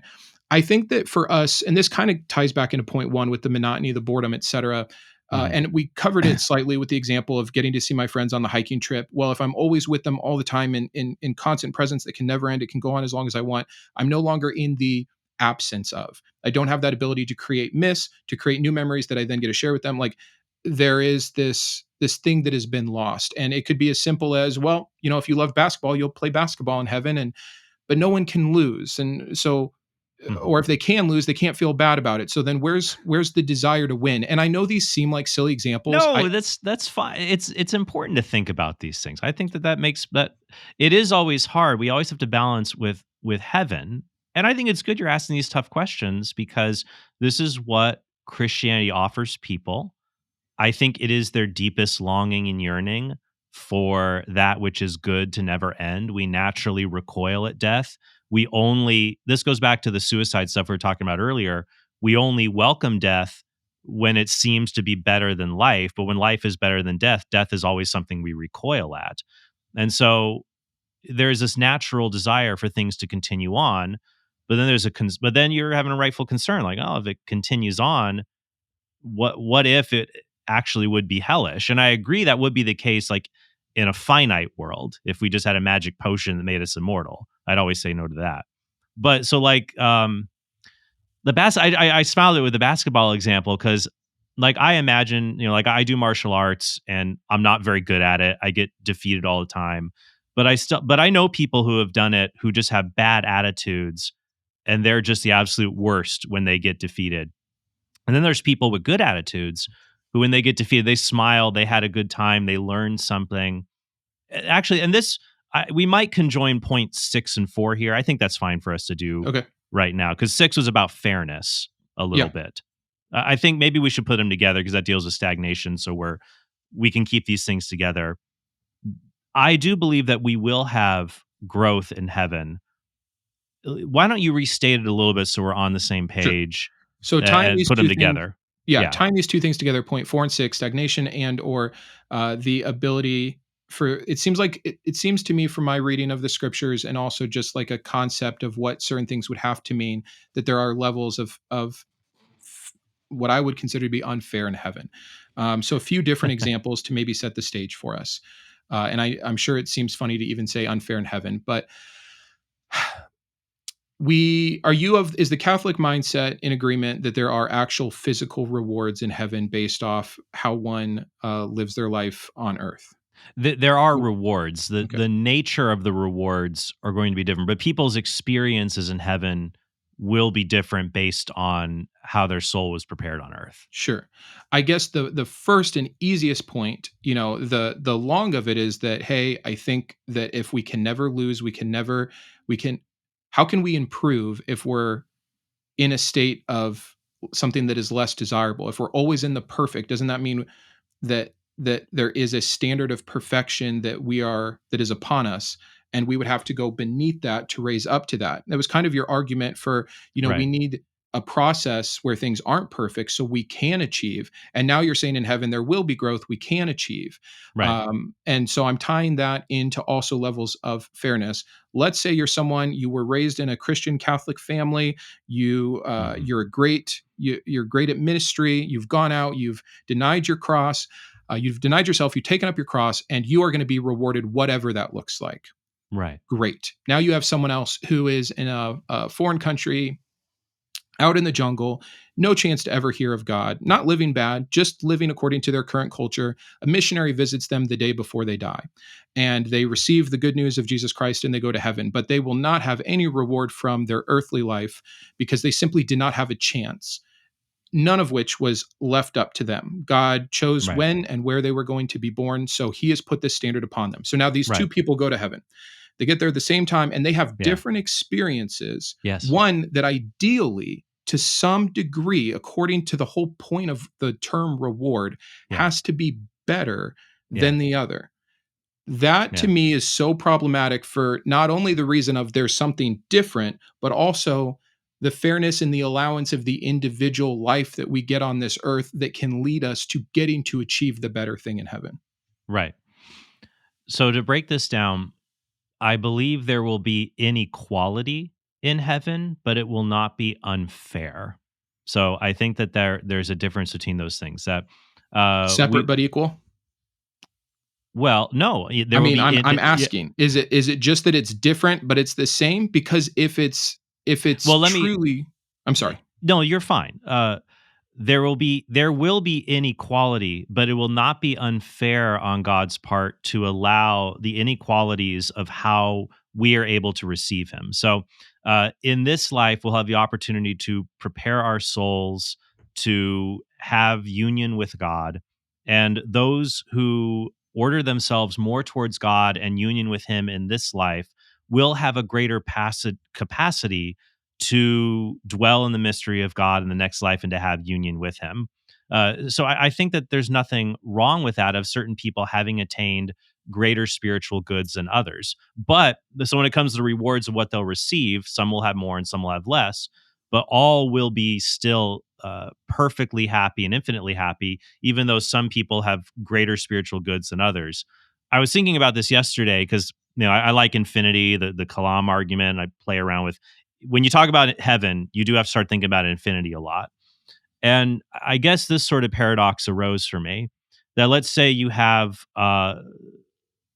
Holy Bob, Holy Frank, and kind of Holy Bob. Like those are like the two examples that you gave. Someone who devoted themselves in this life to God, another who just got right in at the tail end, so to speak. And let's say how their souls are prepared to enter into the mystery of God. Like on day one, we'll call him Holy Harry, kind of Holy Kirk, Harry and Kirk. Harry on day one, it's like 1,000 units, and it's an analogy. It's gonna be very crude. Like he'll have the ability to have. Sorry, we'll do kind of Kirk, like Okay. one unit of dwelling with God. The next day it's two, then three, then four, then five, then six, and he kind of proceeds down the number line infinitely. 1, 2, 3, 4, 5, 6, 7, 8, 9, 10. Holy Harry will be like 1,000, 2,000, 3,000, 4,000, 5,000. So whenever Harry and Kirk are with each other, Holy Harry will maybe help Kirk grow in spirituality because he'll always be 1,000 times more able to receive God. But what's interesting is that Kirk will, given the unending nature of heaven, he will get to 1,000, 2,000, 5,000, 6,000. He will always get to those points that Harry does, even though Harry will always have more spiritual goods than him. One of the paradoxes of the infinite, if you will. Hmm. Yep. So, Different yes, infinities. there are different infinities. That's Yeah. right. So I think that the mathematical study of infinity can maybe help us understand some of the ways how there will be differences in heaven, but there will still be infinite happiness. So if it's just a matter of time, which is essentially what you're saying, that they might start off on some unequal footing, but everyone, even though infinity we're saying doesn't have an end, it Right. seems to me then that kind of Kirk will never reach our other guy, right? If Yeah. God is truly infinite in his goodness and mystery and in the understanding, there's no Right. stagnation there. He'll never catch up. So somewhere along the line, Yeah. our other guy has had it better. Hmm. Yeah. Other Yes. that seems very silly to me that would be determined based off of when and where you're born, as well as some other concepts. Mhm. I could understand if it's like, okay, from the, I'm going to do a heart study on every person that's alive. Even that breaks down. I'm sorry, I shouldn't have even brought that up as a point. I think that I tie it back into the free will aspect of our time here on this earth, which I don't believe is all that free, by the Mhm. way, which we haven't really got into and we don't need to. Yeah. But the fact that God will choose who he's going to set up to be able to be in better relation with him in heaven for a perpetual basis, Mhm. that seems problematic to me. It Well, seems unfair, which is the point. it's unequal, but it would only be unfair if we had a right to these pleasurable experiences and rewards. So if God, because because heaven is a gracious gift of God, we don't have an obligation. We can't obligate God. We don't have a right to these things. Any gift that we receive from Him is going. That's something that we are grateful for. That He does not. We don't have a right to these things, so we're not harmed if some people receive more than others. I If that makes understand that. sense. I also agree we're not harmed because if everything's perfect in heaven, we can't be in the lack of something, right? Like if we're Right. not suffering, I can't be jealous if I'm kind of Kirk of what Holy Bob gets. But that brings me to the point of what's then the point of any reward system at all then? Hmm. The way that God blesses people on earth according to his Hmm. word is he's trying to give them things that they otherwise wouldn't have that other people around them Hmm. don't. We see this with blessings and curses all through the Bible. A lot of New Testament gets into store up treasures in heaven, not here on earth. But a lot of the blessings, and if this God is the same to some extent, yeah, it seems that God has shown us who He is. That He is the kind Hmm. of God that wants better things for people that have acted better, and that rewards whether it's crowns, mansions, or you've put it more poetically and spiritually that it is a deeper understanding and tighter communion with God Himself. Yeah, But there are some very physical elements, and I'm not sure what point I brought this up. I'm so lost in all of my points, and I thank you for keeping better track of them than me. that's But fine. one of the points was about kind of this physical, man made nature of heaven, and how that seems, like we're wanting to extend God this grace of no, it's going to be spiritual rewards. He'll No, keep everyone happy. I do think there will be physical realities in heaven, and some of the rewards may be physical in nature. What would be the point of a physical reward to someone that can't suffer or have jealousy or have clout? Uh, what what would it seems to me, and this is part of I see the Bible as something man made, and telling someone who is suffering, don't worry, you'll have a big house in heaven. Don't worry, you'll be invited to the feast. Don't worry, you'll have crowns and others will not. That to me sounds like a Yeah. very man-made concept of what an afterlife could look like. Well, And yet it's I think what we the get. idea that a reward only makes me happy when I can see that others don't share in it. That to me is the man-made concept. It's a very it's kind of like a petty way of I understanding how I agree it's petty. The size of the house is a petty thing, right? or more that the Who idea that I get to have it and others don't. That rather, I think going back to like my martial arts example, like you can have someone who studies martial arts who gets into it and is used to always winning at things. And they start doing it and they're really bad at it. And they're just frustrated and angry that here's these other people that are better than them and they're jealous. Or when they encounter people that are worse than them, they lord their superiority over them. And that's an evil way to look at inequality. Whereas when you are a really good person and you do a martial art or a sport or a hobby, Mhm, the people who are better than you feel the good of admiration. You feel the good of when they teach you, like learning from them, you experience that good. And when you meet people that are inferior to you experience the good of teaching, of mentoring, of responsibility.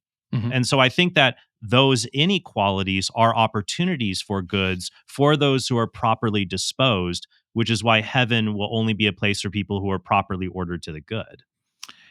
Except that God has to do something to make us properly ordered to the good. You know, the example of Yeah. whoever it is though, like that's That's the thing that grace. makes That's what God's grace a does to us hundred and a changes our 100%. hearts. And I'll Yeah. hop on board from a theological perspective, but then it makes the reward so silly. It may Why? like because what you do on earth can somehow impress God to the degree that you will be set up for infinity with something that is to be more desired, which is why it's a reward. Even if it doesn't create jealousy or loss for someone else, Right. it's a blessing from God. It is Him Yes. displaying grace to you for what you were able to do But in but your you finite. you have the choice to cooperate with the grace God gives you in this life. Like when you have an opportunity to do when you were a child of God, you're baptized, and you have the opportunity to display the supernatural virtue of charity. God gives you that grace to be able to do it. You can say yes or you can say no to it, even knowing saying yes might involve suffering, bearing a lot of burdens to love a difficult person, for example. You were able to do that, and there is a good in that. And the reward comes from the fact that because God is our Father, He loves us. He wants to reward us. He's anthropomorphically proud of what we have done with the grace that He's given us. And so He lovingly rewards us just the same as I would with my children when they choose to do what's good when I ask them to. I understand it to an extent. Mhm. And I think it's funny though to keep bringing it back down to like earth to help it make sense. It's the only thing we have around to make analogies with. I understand completely. It's just that it is very representative of like man's nature, I think. It's hard for me to envision a supreme being that is different than us, that is bigger and better than us, that is actually perfect, utilizing these same carrot and stick concepts that we've had to come up with to induce behavior, which is essentially what this is. I mean, God is saying, when you do the things I like, here is something that I will give you that is better for you, and the things I don't like, whether it's just rejection of me, not having faith in me, whatever the stance of salvation is for any particular person, Yeah. there will be bad things. You know, we have I a I I carrot and a don't think stick. it's yeah, I don't think it's entirely extrinsic though. That like part of the reason like when your child does something good, part of the reward is the moral growth, the discipline, the sense of self-satisfaction they receive. Part of the reward is intrinsic. So God being all powerful, how he orders the world and rewards us for choosing good and choosing to follow him. I think that there a lot of that is going to be intrinsic. The reward is just what it will do to our souls and how it will make us feel to be more conformed to who God is. But I do also think that there's going to be some extrinsic things we might receive in heaven. But I think it is ultimately the rewards. We don't want to think about them in kind of a mercenary sort of way that, we're going to get all of this booty, so to speak. We have to always purge ourselves of an earthly mindset of what that will be like. The And idea yet is that they use those like booty terms of streets of gold and large Yes. houses and things for a reason, right? Like, so either God doesn't care about these things and it's all intrinsic growth, which would go back to point 4, the stagnation. Like, I really, am not trying to be difficult. I simply do not You're fine. understand reaching a place of pure perfection and then still and then still needing to continue to grow. That says to me something is lacking. And I understand your martial arts analogy just fine, but Well, I think the difference there is when we get to heaven, the perfection we will have in the sense we will be perfectly free from sin, for example. So we will be perfected, and sin will not have a hold over us. We will not be tempted to choose evil over good, but we can still grow in our ability to apprehend, understand the good, to fully enter into it. I think that's where we'll have the capacity to grow, like even in things of our knowledge. Like when you get to heaven, you will none of us will ever be omniscient. That's a property that only belongs to God. But the goods of knowledge, for example, we will have the capacity to grow in. So we'll be perfected in the sense of being free from sin, but we still have room to grow in knowledge and virtue and many of these other and you think categories. that intrinsic growth is infinite? You don't think there's no arriving. There's no actualizing. Well, there's no, for example, when it comes to knowledge, there's an infinite amount of knowledge. There are the I don't know that elements. that's true. I think there's a finite there. You don't think that at some, I mean, I'm not saying it's a small number. You don't think Mhm. if God is omniscient, if he truly knows everything, that's Yeah. everything. You're telling me that given enough time, no one else, if they continue to learn in heaven and truly have forever, can reach that same level of knowledge. It's this goes to the growth thing, point 4. It's hard for me to You, believe you won't that. you won't be able to do, only God can be infinite because of his timeless eternity and his pure actuality. Well, that So property is a little bit different than like intrinsically growing forever or attaining all because knowledge. the problem is, and this goes back to the Kalam argument for God, you cannot form an actual infinite successively. So if you add finite elements together, they will always be finite. Yeah, I understand what you're saying. I think Mhm. that you're moving straight on to something else, a different property that I'm not saying. I'm saying, do you believe there will be a truly limitless ability of personal intrinsic growth for the individuals that go to heaven? Yes, but I would say at least in some respects. And once again, I'm going to have to.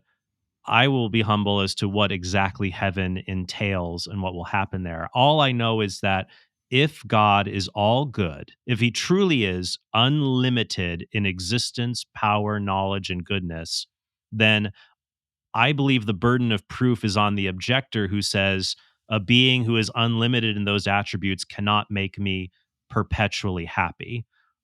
I don't see a reason to think that that is the case. Someone who is unlimited in all those attributes is being unable to do that. Sure. And Well, let so me for a let me. hypothetical, I could agree with you. I think the whole point of me bringing this particular video up on my channel was that I don't already agree with those things. And But so, sorry, but the intrinsic growth element. So I do sure. think in some respects we will have growth that is endless and has no limit, and that is one reason heaven will be perfect in spite of its endlessness, and will be supremely happy. I think it's also possible in other respects we will have a perfect understanding of the good, and so we will not experience boredom or monotony towards familiar goods as we do in this life. Yeah, I understand. I think a Mhm. lot of our conversation is going to kind of come back to the same two issues of, well, if all those things are true, then we're just simply not the same. And if we're not the same, if there's not this continuity, which is one thing, Oh, there's that's point 5 a little okay. bit on Well, here. perfect. Look at us go.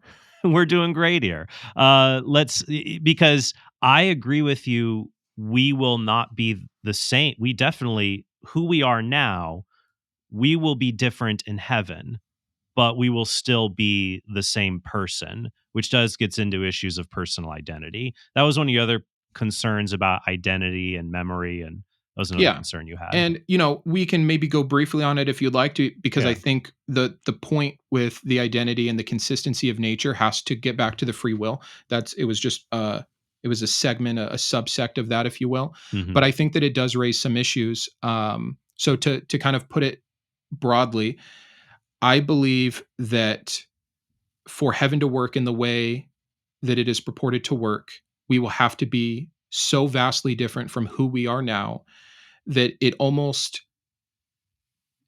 doesn't make sense as a reward system. It doesn't make sense as a grace system. It doesn't make sense for the again, arguing for the why not heaven now argument, because it seems like he is just taking us and making us the way he always wanted us and putting us in a position where we can act the way we should have always acted. And so it makes all of this unnecessary. And when part of the argument is, well, it was necessary because we needed to perfect so that when we got there, we were X. If we're not X when we get Mhm. there, I think we have a problem. I think those arguments fall short. And so the continuity of whether it's memory Mhm. or the same level of consciousness or the same level of free will are all highly problematic to me. And the example I gave in the video, and I'll give it now just as a jumping off point, and then you can backtrack to other points if you want, Sure. is I've deconverted in the last 3 or 4 years. I've been married 13 years. My wife is a believer. Our kids are being raised under her, and we're still working that out with a level of belief. Hmm. And in this scenario, let's just say I drop dead and then eventually they die. And let's say my son took after me. And so Okay. he's a non believer. Yeah. My wife goes to heaven. We're told that we have some familiarity, some recognition of people. And if you don't agree with that, we can take it off as a point. But I think the Bible's clear that we will recognize each other in heaven. Right. She'll recognize her daughter, and then one of two things will happen. She will be memory wiped of me and my son, or she will be changed in such a way that she Mhm. is not only not driven to suffering by the fact I'm burning in hell, or even in a better term, annihilated, that I'm just not with her. This won't be a distress to her because she'll be so physically changed. Or she'll hop Right. on board with the Aquinas thing or the Revelation 19 thing, which is that she will actually rejoice in my suffering because of the justice of God's perfect wrath. And I think that both of those um, present their own issues. But Right. that was the main take from Mhm. the Yeah. what is happening to her, right? Like everything she went through. What does it matter then if she has to become someone so wholly new, or she's being robbed of who she was during this time on Earth? Mhm. All right. So first, I'll talk about personal identity a bit, then I'll get into this particular objection. So I do believe that we are going to retain our personal identities. There's actually a note about this a little bit in the Catechism of the Catholic Church, paragraph 1025. It says, "To live in heaven is to be with Christ. The elect live in Christ, but they retain, or rather find, their true identity, their own name." So when we talk about why not heaven now, I think another element is that one of the things that will make heaven beautiful is that the communion we will have, not just with God, but with other people, the other people will bring distinct spiritual gifts and talents to this heavenly society that we all just won't be. I think it'd be awful if God created everything instantly and we were all just kind of carbon copies of the ideal man or woman. But like our experiences here on earth give us things like our personalities, our senses of humor, things that are forged in experiences over time. And there will be perfected elements of that in heaven. So you'll have people with, uh, like my wife and I are very different. I'm an introverted, analytic, melancholic. She is an extroverted, bubbly, sanguine. And so the heavenly versions of the different facets of personalities will create this kind of symphonic harmony. So I think that that's helpful when it comes to our. So we will have that continuity, but it will be different. It will be just like even better, going from just two dimensions to three dimensions or four dimensions. You think about art when you have like a picture that's just kind of fuzzy to like ultra high resolution. It's still the same thing. You just see it so much better. Mhm. I just wanted a platform on identity and the differences there, just to start. We And don't then I have to argue about that long at all, but I would be curious to hear your thoughts on one point back, sure. which is, you kind of listed the binary option of carbon copies, or we have this processing time on Earth to develop our personalities, and then those get glorified in heaven to some extent. Mhm. W- Is would it not be capable of God to still create a perfect version of us in heaven with separate personalities? Someone who loves Sure. music and someone who's not only loves music, but they like to compose and someone else likes to play. Like, I Yeah, don't I would say understand. God could. You're right. I would say God could do that, but there is an added good in allowing creatures the dignity of being their own causes for these types of things. Okay, and And so that, we've talked about that argument back in, like, I think yeah, point 2, so I didn't yeah, wanna harp on it, but I was just curious because it yeah. seemed like an easy one for God to overcome. Yeah, so and I would say that, yeah, God could create us in different ways, but I do think that there is an added dignity in when we create it, and it also allows it to be us to be able to say this is it's something that is our own, so to speak. It's something that we have created to make us who we are, which takes us a little bit away from the slavery objection, which was a while back. But let's go to your other objection, though. This would not be an objection against heaven per se. It's an objection more to hell, which it's kind of a classic objection. How could someone be happy in heaven if their loved one is either perpetually suffering in hell or if their loved one had been annihilated? If it were the case that the damned do not suffer, but they're just annihilated. Is that the essence of your objection? Yes, although I don't think we'd have to talk about hell at all to achieve that. The fact of the matter, it is an objection to heaven because it is heaven where this person is housed that is no longer with someone they knew their entire life that was beneficial in their Well, I mean, perfections it processing. wouldn't. The objection wouldn't arise if universalism were true.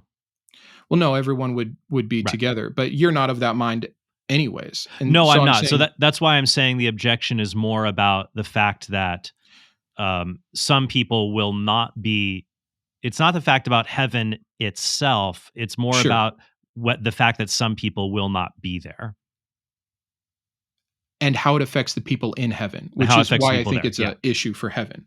Right. The fact that some people won't be in heaven when you have a creator that that is the argument for hell. Yes, I have a problem with hell and there's its own Hmm. argument, but what I'm Yeah. bringing up here has nothing to do with the unfairness of hell. It has to do with the unfairness of the person in heaven to experience the loss of someone and or not care Mhm. about that loss because they're so radically changed. So I guess to continue your objection, your claim seems to be that either a person will suffer in heaven because of because of a loved one who is not there, but there cannot be suffering in heaven, so that's a contradiction, or the person will not suffer, but the way they are not suffering is because they have a morally repugnant attitude.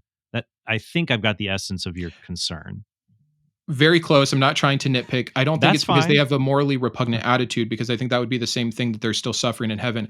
I think it's because the nature that God would have to give one in heaven not to be sad about that They wouldn't even be is the same person. they wouldn't be the same person. And then yes, of course it would look, I do think it's morally repugnant what Aquinas's take is, and what many people's take is when they read the Bible, and specifically I Mhm. think it's either Revelation 16 or Revelation 19, I can't recall, where you have the elders and the saints in heaven looking down and literally shouting with rejoice at the torment of the damned, as the ashes come up forever and ever, because they are in awe of God's perfect justice. Like, that's kind of how I've understood the main argument to be here. Mhm. And so I don't want to put that argument in your mouth, but that seems to Right. be really the only two options I see: a fundamental change or a contradiction. Okay. Uh, Now, I think when it comes to eternal hell, uh, there's an understanding in Aquinas that it's not so much rejoicing in the fact that the damned are suffering. There is a rejoicing that God's justice is being carried out, but more so that of like a gratitude of having chosen God and not suffering the fate of those who've rejected him. But I think if we're going to keep it to heaven, we might be able to bracket the issue of hell. Maybe we could try annihilation Sure. because it still brings up the same problems that the person is not there, and there's a sadness. You loved this person in life, they will not be in heaven. What do you do? So I have a few thoughts on that. Um, One, this also creates what's funny is this also creates a little bit of tension with your previous slavery objection that if it is possible for God to create heaven and we're perfectly and supremely happy, and your concern was, well, to be perfectly and supremely happy, I wouldn't be happy unless I had this little escape hatch button if I find it absolutely miserable and I want to get out of here to self annihilate. But a problem of having a self-annihilate button for someone in heaven to make it supremely happy is the effect that would have on all the other people in heaven who would miss that person. Yep. So it would take away from their happiness. So then it's like, So it what kind of do seems we? like heaven just is a place where you can't always be happy all the time if it's also a fair and just place. I mean, that is the basis of my of the video here, is that I don't think these things work together. And so I hear you saying, well, if we go back to this side, I am presenting more than one case for sure. It's either that we have a system that does not work in heaven, where you cannot avoid suffering or Mhm. sin if we are these free creatures, or we aren't free creatures and we are more like slaves, in which case, problem B. I'm not trying to make it all work together. I'm saying whatever your Yeah. view of heaven is, here's my problem with Mhm. it, because I don't know what heaven's going to be like, but Right. there seems to be a non-consensus even amongst believers because of the vagueness of the scriptures, which is fine. We've had to make some guesses. And Yeah. then some of me is going off the guesses. Some of me is trying to stick more to what the Bible purports on the Mhm. issue. But I hear you. I don't think it's a contradiction, though. I think it's just two separate problems. Right. So what I would say is that it would be a false dilemma to say, either people are going to be there's going to be suffering in heaven from people who didn't get there at the beginning or checked out later, or we're essentially going to be slaves so that there is this happiness. Okay, then But and honestly, in no insincere tone, let's get rid of the one who neither of us believe, annihilation, and let's use the hell example, and not to talk okay, about the injustice of hell, but really that because that's that's what we fine. that's what you believe anyways. What I would say is that in heaven we will have our perfect understanding of God and goodness itself, and we will love God to the utmost more than creatures. I think, and remember, when we talk about God, we're not talking about just some person who's got a lot of power Mhm. who wants us to do things. Like, I believe that God and goodness are the same thing. Since God is infinite being, goodness, being, and truth are kind of, they're interchangeable, these transcendentals. That to be good means to possess being in accord with one's nature. God is the only reality that is unlimited being itself. So he's unlimited in knowledge, power. He just is goodness itself. And I think Aquinas once said that sin is when you love the creature more than the creator. And this can happen at, what's interesting here, we see this actually even in this life. You have people who love their children or their relatives in disordered ways. They become attached to them in sort of a disordered way where they're not really loving them. They're trying to get a sense of gratification from them. They have an affection for them, but it's kind of a disordered codependency. And I'm not trying to make light of the seriousness of your objection. What about if my loved one is in hell or not? But it is possible to you have disordered attachments to other people, whether it's you're callous and cold and don't connect to them, or you become overly codependent on them as a kind of source of happiness. That the balance or true goodness is to understand, to love them for the good for their own sake. Mhm. uh, and so then that allows, like with other persons, loving them and willing the good for them and allowing them to make different choices that they have. So I think what will happen in heaven is that because we'll be perfectly happy in heaven, if the suffering of those in hell does not grieve God, because he is perfectly good and just and loving, it won't grieve us either. I think what often happens in this life, like if a child, I have kids, when they do something bad, we have like a dual sense with it. We have a sense of hurt of how could you have done that to yourself, a concern for them, an active sense, how could you have done that to yourself? And a passive sense, how could you have done that to me, cause me worry, grief, stress, things like that. Mhm. So I think that God will have the proper understanding of cognitively understanding that um, it is bad what has happened to those who have freely chosen to reject him, but it doesn't cause him this passive concern because he's free from the emotion, from the emotional swings we have from the passions that are in this life, that if we fully understand that this is good, like when somebody, I guess a similar analogy I might make might be the healing that you get, the understanding that you get from, like, if a loved one goes to jail for a crime they did commit, and they did commit it, and the punishment is just, that there is a in this life there's a sadness there, and then eventually people come to a peace and understanding of justice being done. As a Catholic, I think one way to help kind of overcome this objection that might be sort of unique is that for those who are still attached to venial sin, who have a disordered idea of the good, as a Catholic, I believe that for some people will undergo purgatory. And so they will be purged of disordered desires, of faulty ways of looking at the world. And so the sadness they might have, an understanding that some people will not be in heaven, is something one will work through before entering into the joy, so to speak. And I think that we do this a lot in this life.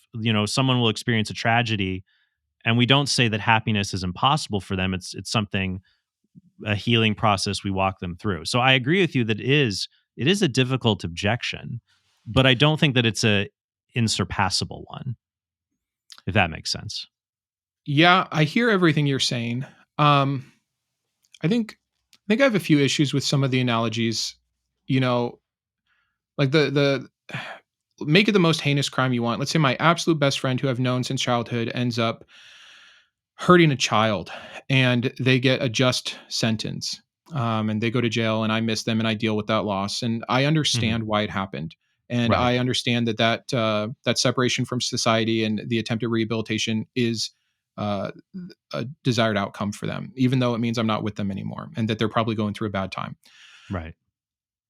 I'm not I'm not getting over that. I'm understanding the reality despite the current circumstance. And I would Mhm. still have moments where I do miss them and where I am sad at their situation, and where Right. I could still feel empathy for them even if they are justly being punished.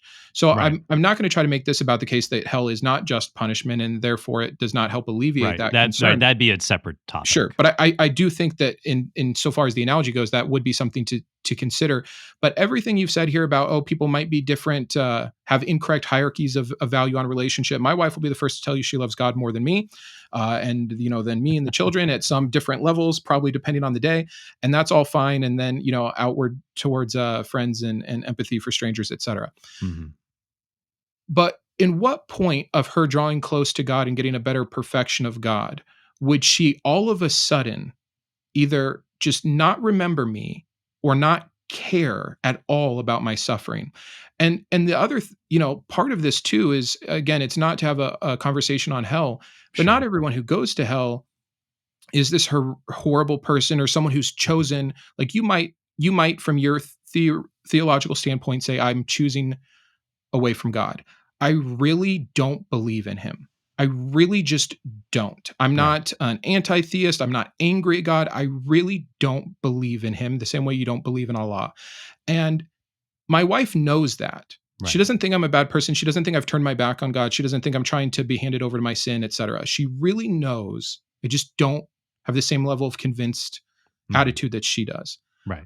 So I think, like, a lot of your analogies were saying, like, well, if it was like this, if they thought about it incorrectly like this, eventually they'd get over it like this.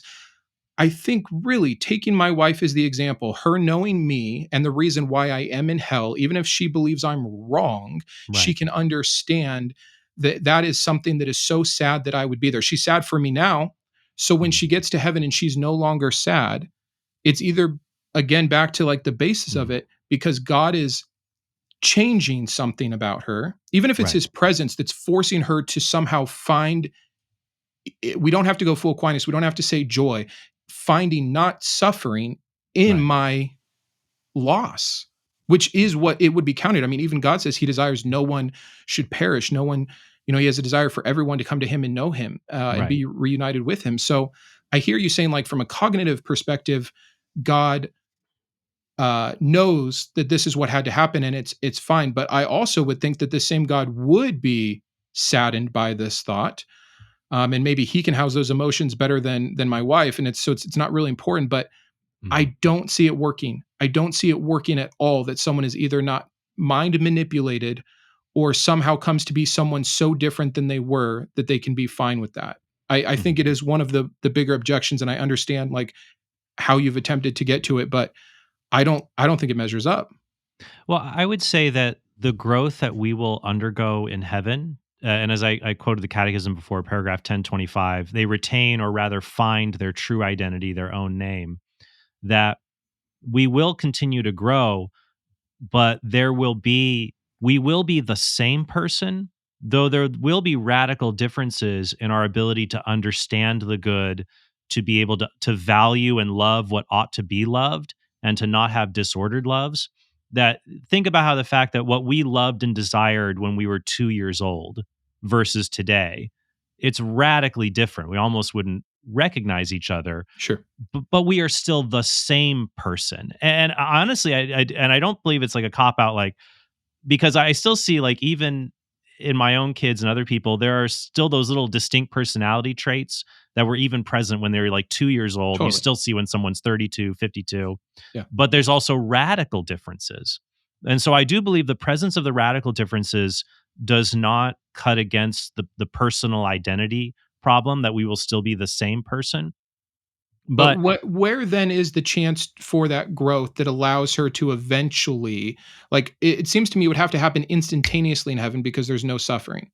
Well, that's why I think that if somebody is still has a disordered attachment to a good on earth, where that they can't love God without this particular finite good, they may need to be purified of that attachment.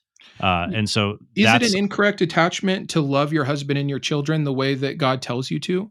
no, Like, it's some things on earth are bad, and I'm not trying to, this isn't to defend my wife. I understand this is not personal. I'm saying philosophically, I really don't I'm gonna understand. hide under the table in case you end up in the doghouse here, but go ahead. I just I philosophically don't understand, we'll take it outside the personal, any other couple, Sure. period. They're performing their husband and wifely duties, even according to the scripture, or at least one of them is. They are raising children with the example of God the Father, etc. Like, it's not an unhealthy attachment. And if these earthly relationships, even in their highest form, is an unhealthy attachment when compared to the relationship with God, then this just once again goes to my point earlier of God should have just skipped this earthly part, because what is the benefit Well, then? What are I we think learning if we have we to change so I think drastically? when we talk about will we still love one another, I think that's absolutely true. But we have to understand what love is. That love is to will the good for another person. And so part of that involves a movement of the heart, the affectations we have, the joy of when we provide a good for the beloved, and the sorrow when we fail to do that, or we hurt them, or we see them suffering and we cannot help them. And so I think, though, a proper love for another person is to understand we will the good for them. And so, for example, like some people are estranged from relatives or friends, uh, but we might understand that if they have freely chosen to sever that relationship, then part of love there might be to respect their autonomy, to respect the fact that they have chosen this, and then to look at God and see what God has done in their life versus my life, and the goods that are present, whether it's mercy or justice or other things like that. I think, though, when we compare this, it's always going to be difficult if we think of God as just an abstraction, or as just some guy with a long beard who commands things, versus that which is infinite goodness itself.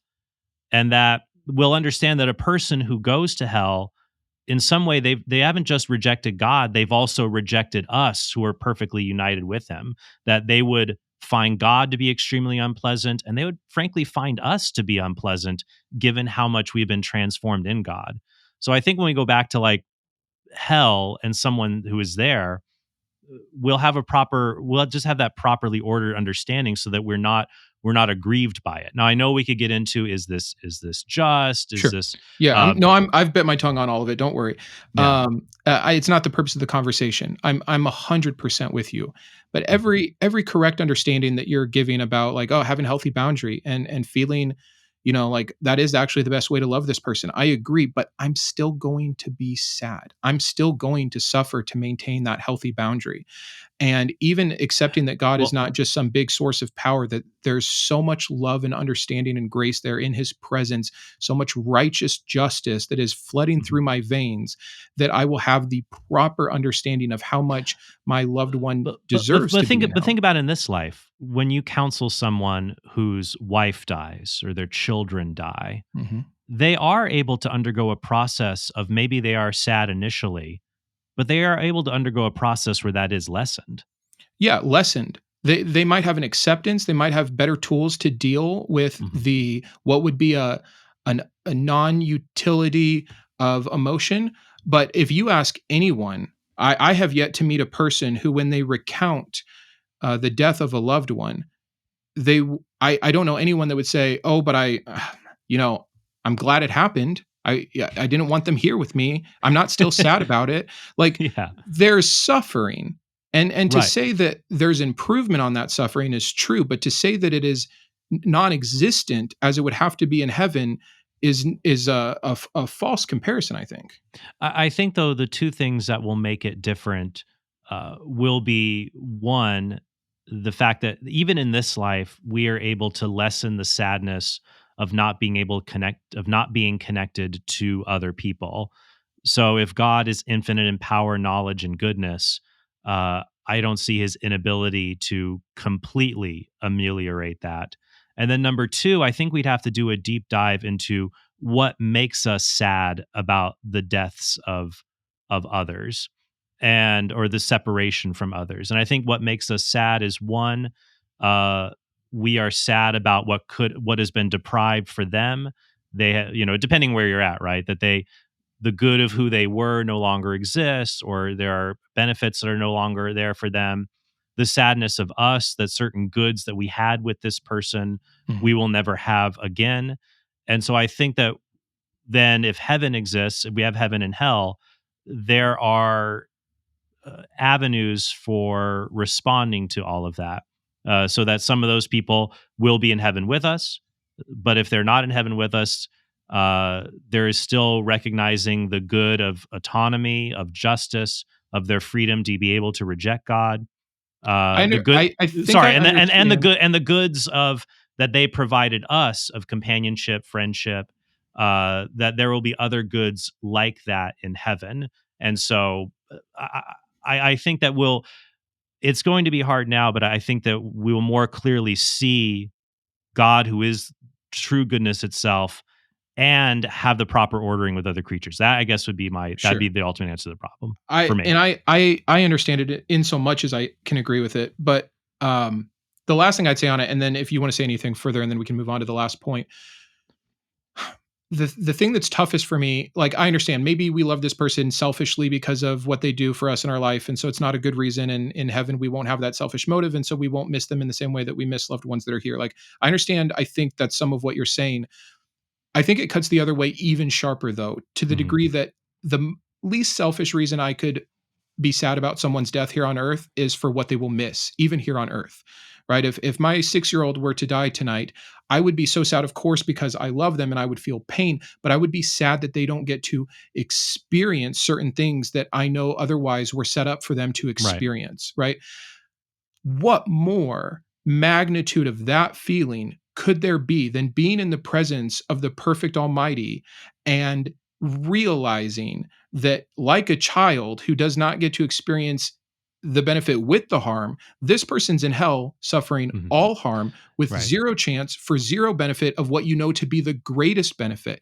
If that doesn't cause the most suffering, unless something changes that, Right. which is my point, uh, I see that as the healthiest reason to feel suffering, even selfishly, in heaven because of the magnitude of love and perfection around you. Right. Like, I And just don't I think it can be both ways.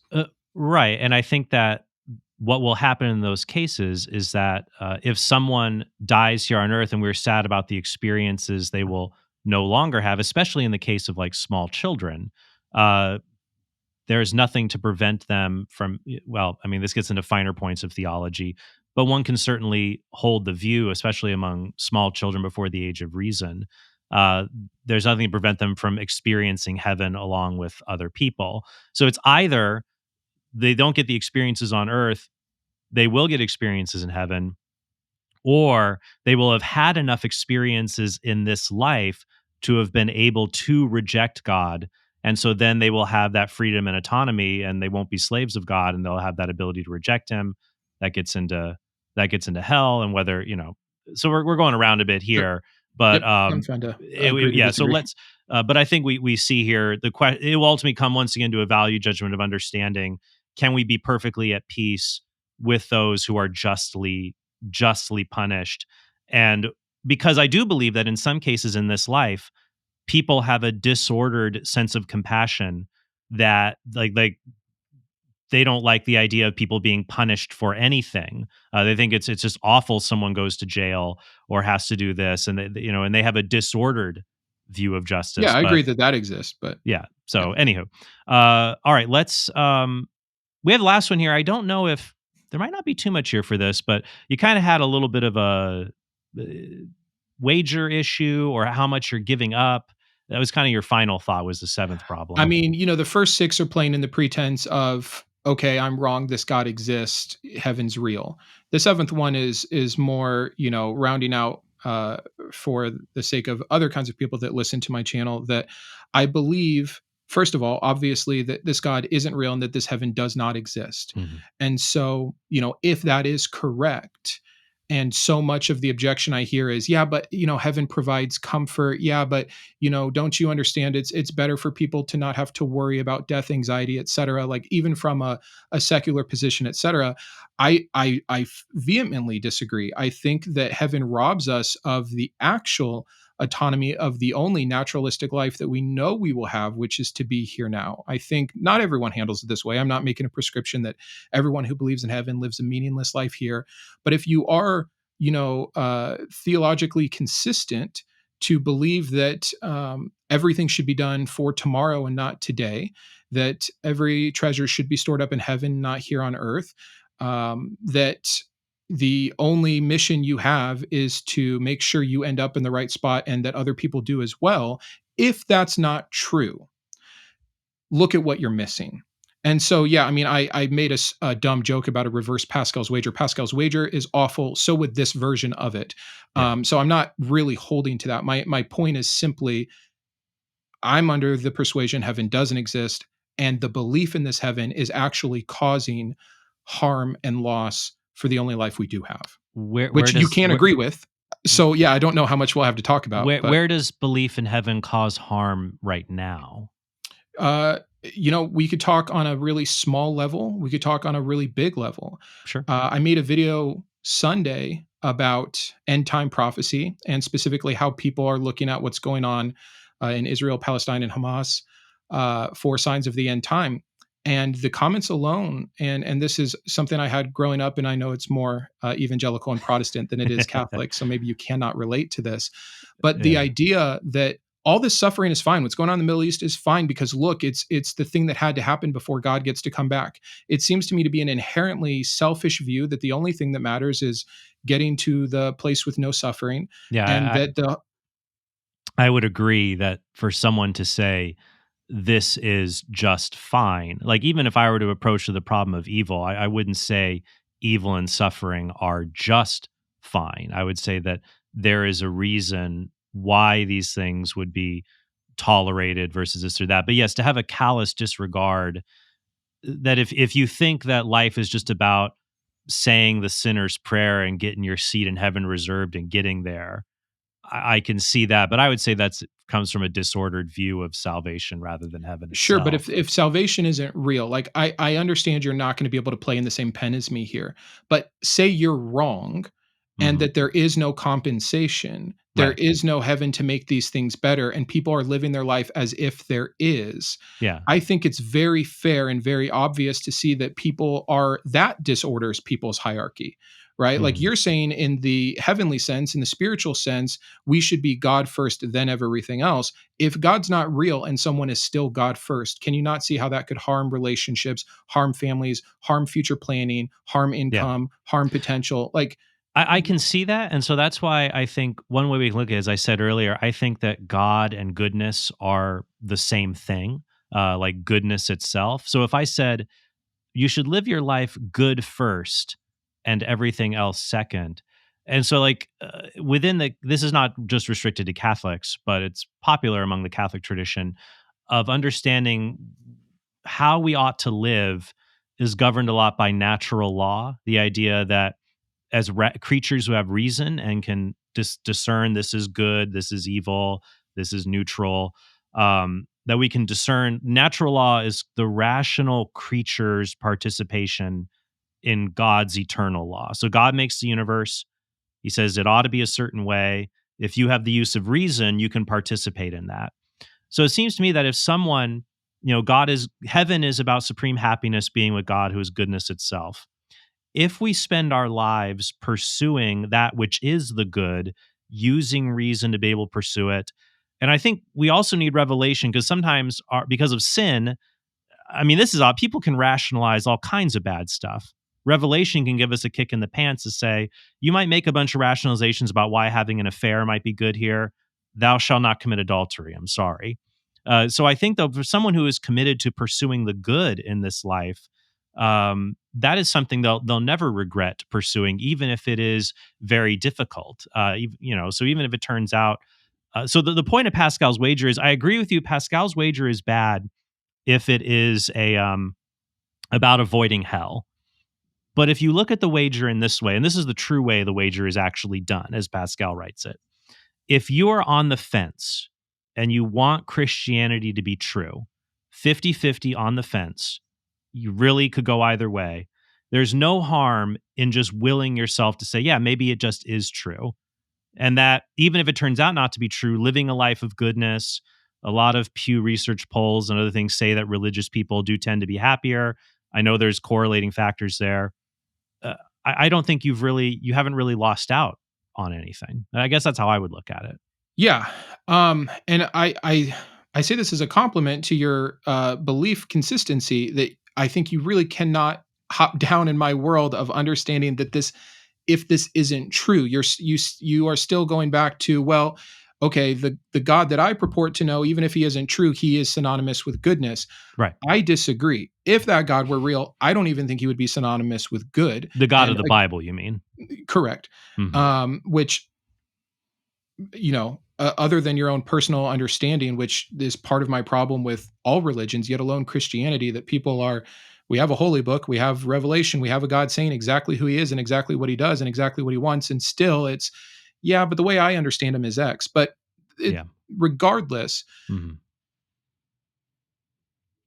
if indeed this God isn't real, and thus his claim that he is synonymous with good isn't correct, and maybe, just maybe, there are commands to be followed in the Bible that are harmful, like loving your enemies or not preparing for tomorrow because you think the world's about to end, like what Jesus is telling people in the New Testament. Mhm. And I think very clearly you can get some really bad advice from this Bible and from living in accordance to it, Right. and that advice magnifies itself in harm, especially if it's not true.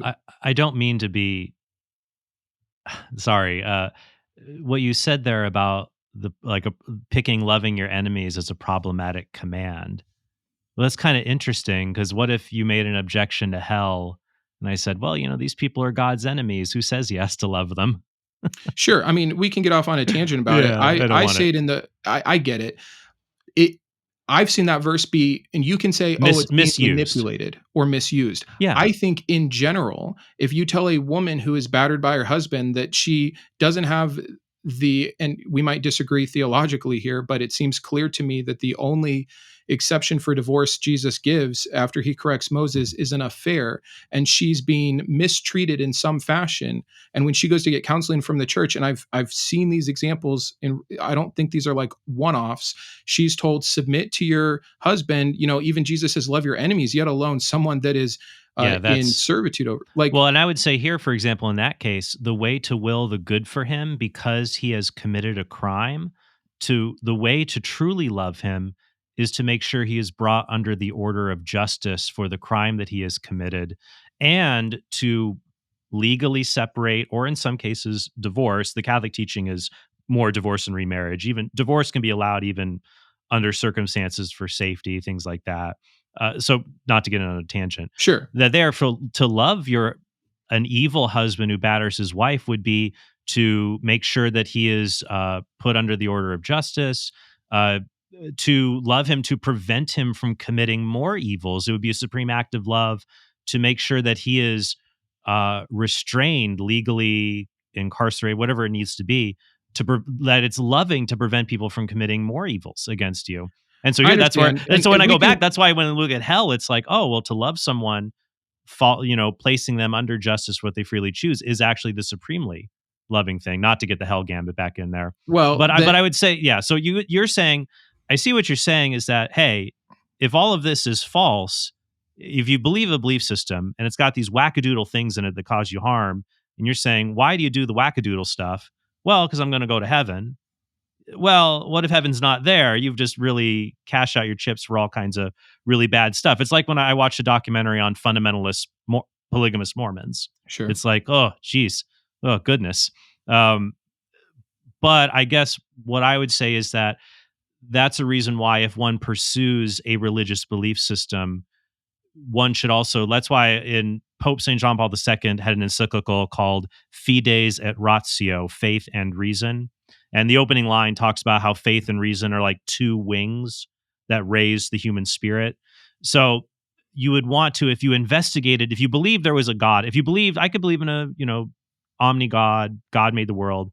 If you look at a belief system, you'd want to see, is it in accord with the dictates of reason, that we can use reason to understand morality, even if we're kind of fuzzy on some of the boundaries there. Mhm. And so if you had a religious belief system to say, hey, I think in general, like for me, when I was a convert 20 years ago, what attracted me to Catholicism was by reason, like the views on abortion already made sense, and the sexual ethics issues actually made sense just from reason.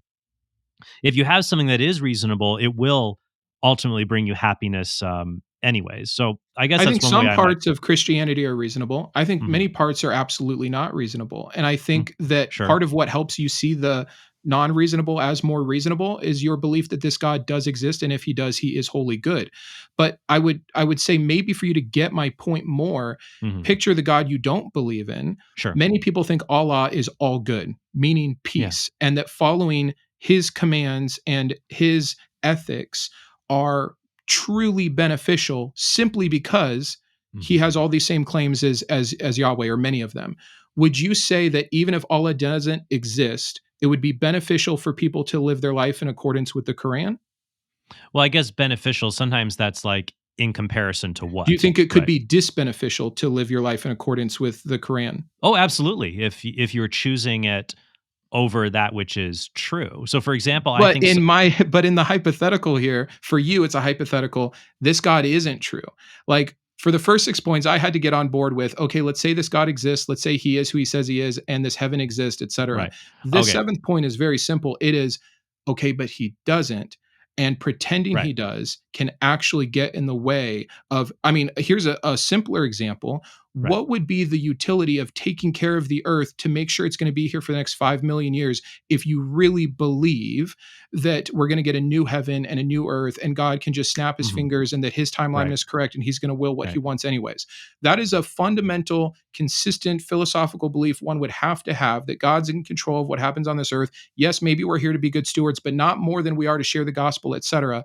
And so we put Right. our time, money, and resources into evangelizing and proselytizing instead of into fixing greenhouse gas or whatever. Even if you Mhm. don't agree with global warming, I'm saying there are clear cut things that we put hierarchies under Mhm. because we're choosing this hierarchy of God. And if he doesn't exist, we have a disordered hierarchy of where our money, time, and energy should have been going. And that Mhm. will cause harm if that God is indeed not true. And I would say that it is going to go back to whether we have a proper understanding of who God is. So I agree with you. There are going to be religions I think you and I can agree that there are religious belief systems, some are more reasonable than others. Sure. So I think that you're right. I think that is going to factor into it. But if you at least have, but honestly, that's not just religion, that's all belief systems. Sure. I mean, Yep. everybody's got a belief Oh, system yeah. I'm about still things. saying we'd have to come Yeah. up. I'm not saying like, the humanists have totally figured out morality and everything would be fine if we got rid of religion. I'm not saying that at all. I'm saying there is a clear and present commonality of people that believe in heaven that sacrifice other parts of their life Mhm. because of that belief. And But if this, that heaven isn't true, mhm. it would be disbeneficial. But I would say though, then there is a similar inverted argument here that many people can choose to live in aberrant ways because they say, you know what, I've got 70 years. After this, I'm dust. I don't have existence anymore. So if I maximize my pleasure in this life and then die with maximal pleasure, I won. There Yeah, are people who justify all horrible kinds of ways of living sure. because they have that mindset, which of course So would what be, I would yeah, encourage is for people to continue to seek out what is actually true and beneficial in a way that we can measure. And we're not going to get into a morality argument with the last 5 minutes here, yeah, yeah. but it would include getting rid of all false things. I think it is false and harmful to say I can and should do whatever I want with my 70 years, just like it is false and harmful to say because whatever I do doesn't really matter because God will give me grace since I believe in his son. I will just put all my treasures in heaven and not live for today or I, help I today. I agree. They're both, those are both incorrect. But I think that a proper understanding of God, who He is, how He's revealed to Himself through His Son, I think that uh, that's one reason that I really like being Catholic is being given more authoritative teachings than just interpretations of the Bible itself. Not saying that Catholics have got it perfect. We've had to grow in social doctrine and understanding of applying these principles of the past 2,000 years. But I think I do firmly agree with what you said here at the end. Uh, we should try to avoid what is false. We should also try to seek after what is true. There's going to be a balancing act in how we do that, right? Because here's what's interesting here. If your goal, those are mutually exclusive, they're exclusive goals.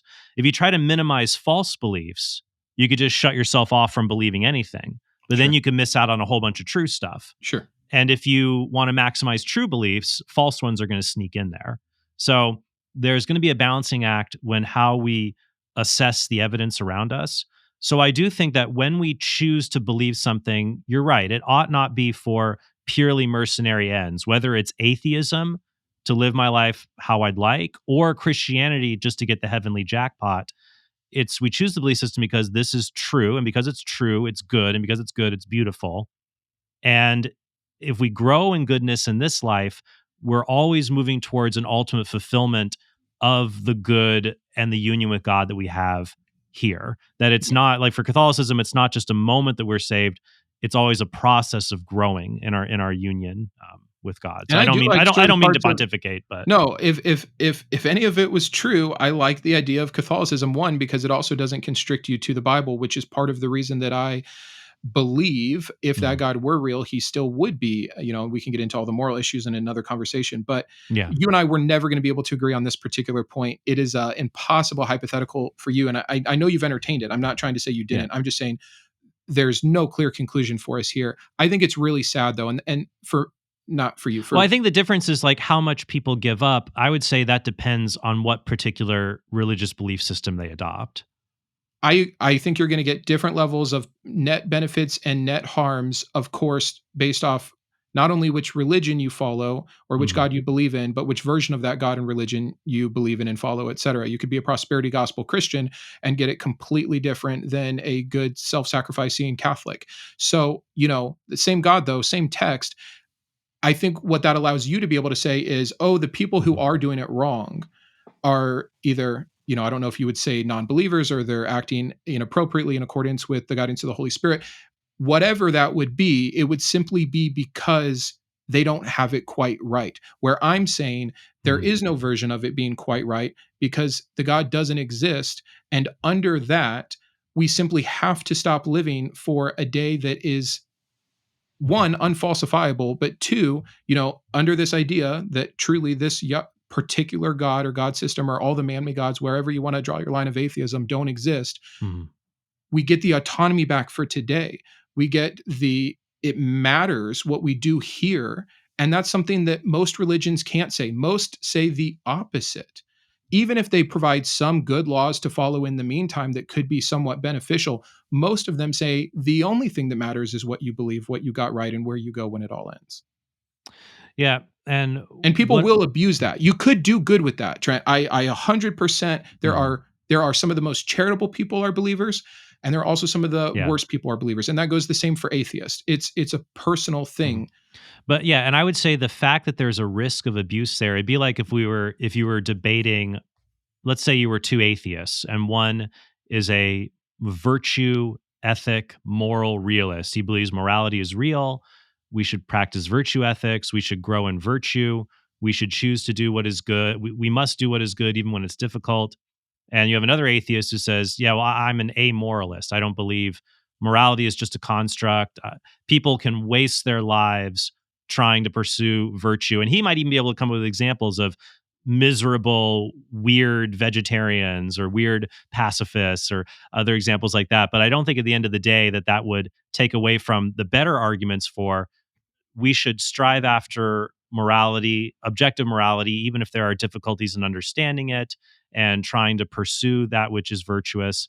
And I would say there's something similar with religion that is at least somewhat reasonable. Just the same as someone defending morality to an amoralist would say there are moral systems more reasonable than others, and it's better to at least give morality a chance. I would say the same thing about religion as well versus something that can get into nihilism a bit. But I do think ultimately the wagers, they're interesting arguments.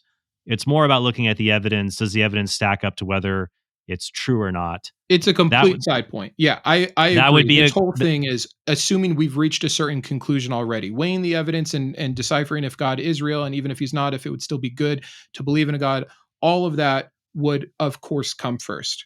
This was a yeah, particular, very topic-centric thing of within the yeah. confines of heaven, if you don't believe in this God, X. Oh, that's fine. But I think Yeah. it's good to sift through. But ultimately, I do think that even if there are difficulties there, well, I guess we'll wrap it up here soon.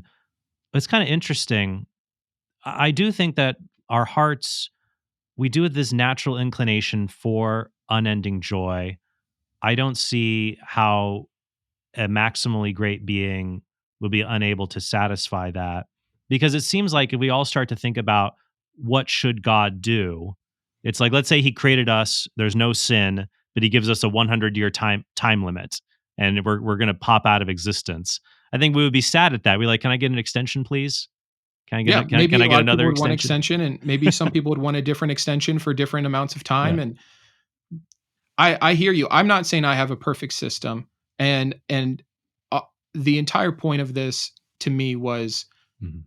as additional, not required evidence, as Mhm. additional evidence to me Mhm. that the Bible itself is not a valid source of truth, and that this Yeah. God does not exist.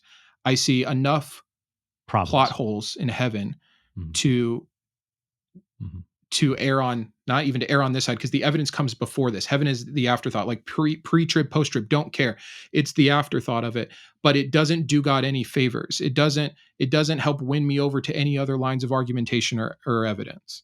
Yeah, and I would say for me that the comfort of knowing that evil is defeated, the innocents who have suffered will be vindicated and compensated, and will have infinite happiness. To be able to dwell with God forever, and to always pursue unending heights of goodness with Him in the communion of saints. That gives me great joy. It doesn't give you that, at least yet. But I think it's It something for could. people I to, mean, yeah. that's the thing. Like, we don't have to keep talking about it. I think it's so interesting though. But like, if there was a God that wasn't all powerful and he just came to our defense because evil was already here in the world, Oh, and was this, not all powerful. yeah, but he's more powerful than us, and he came to our defense, and he's helping eradicate evil.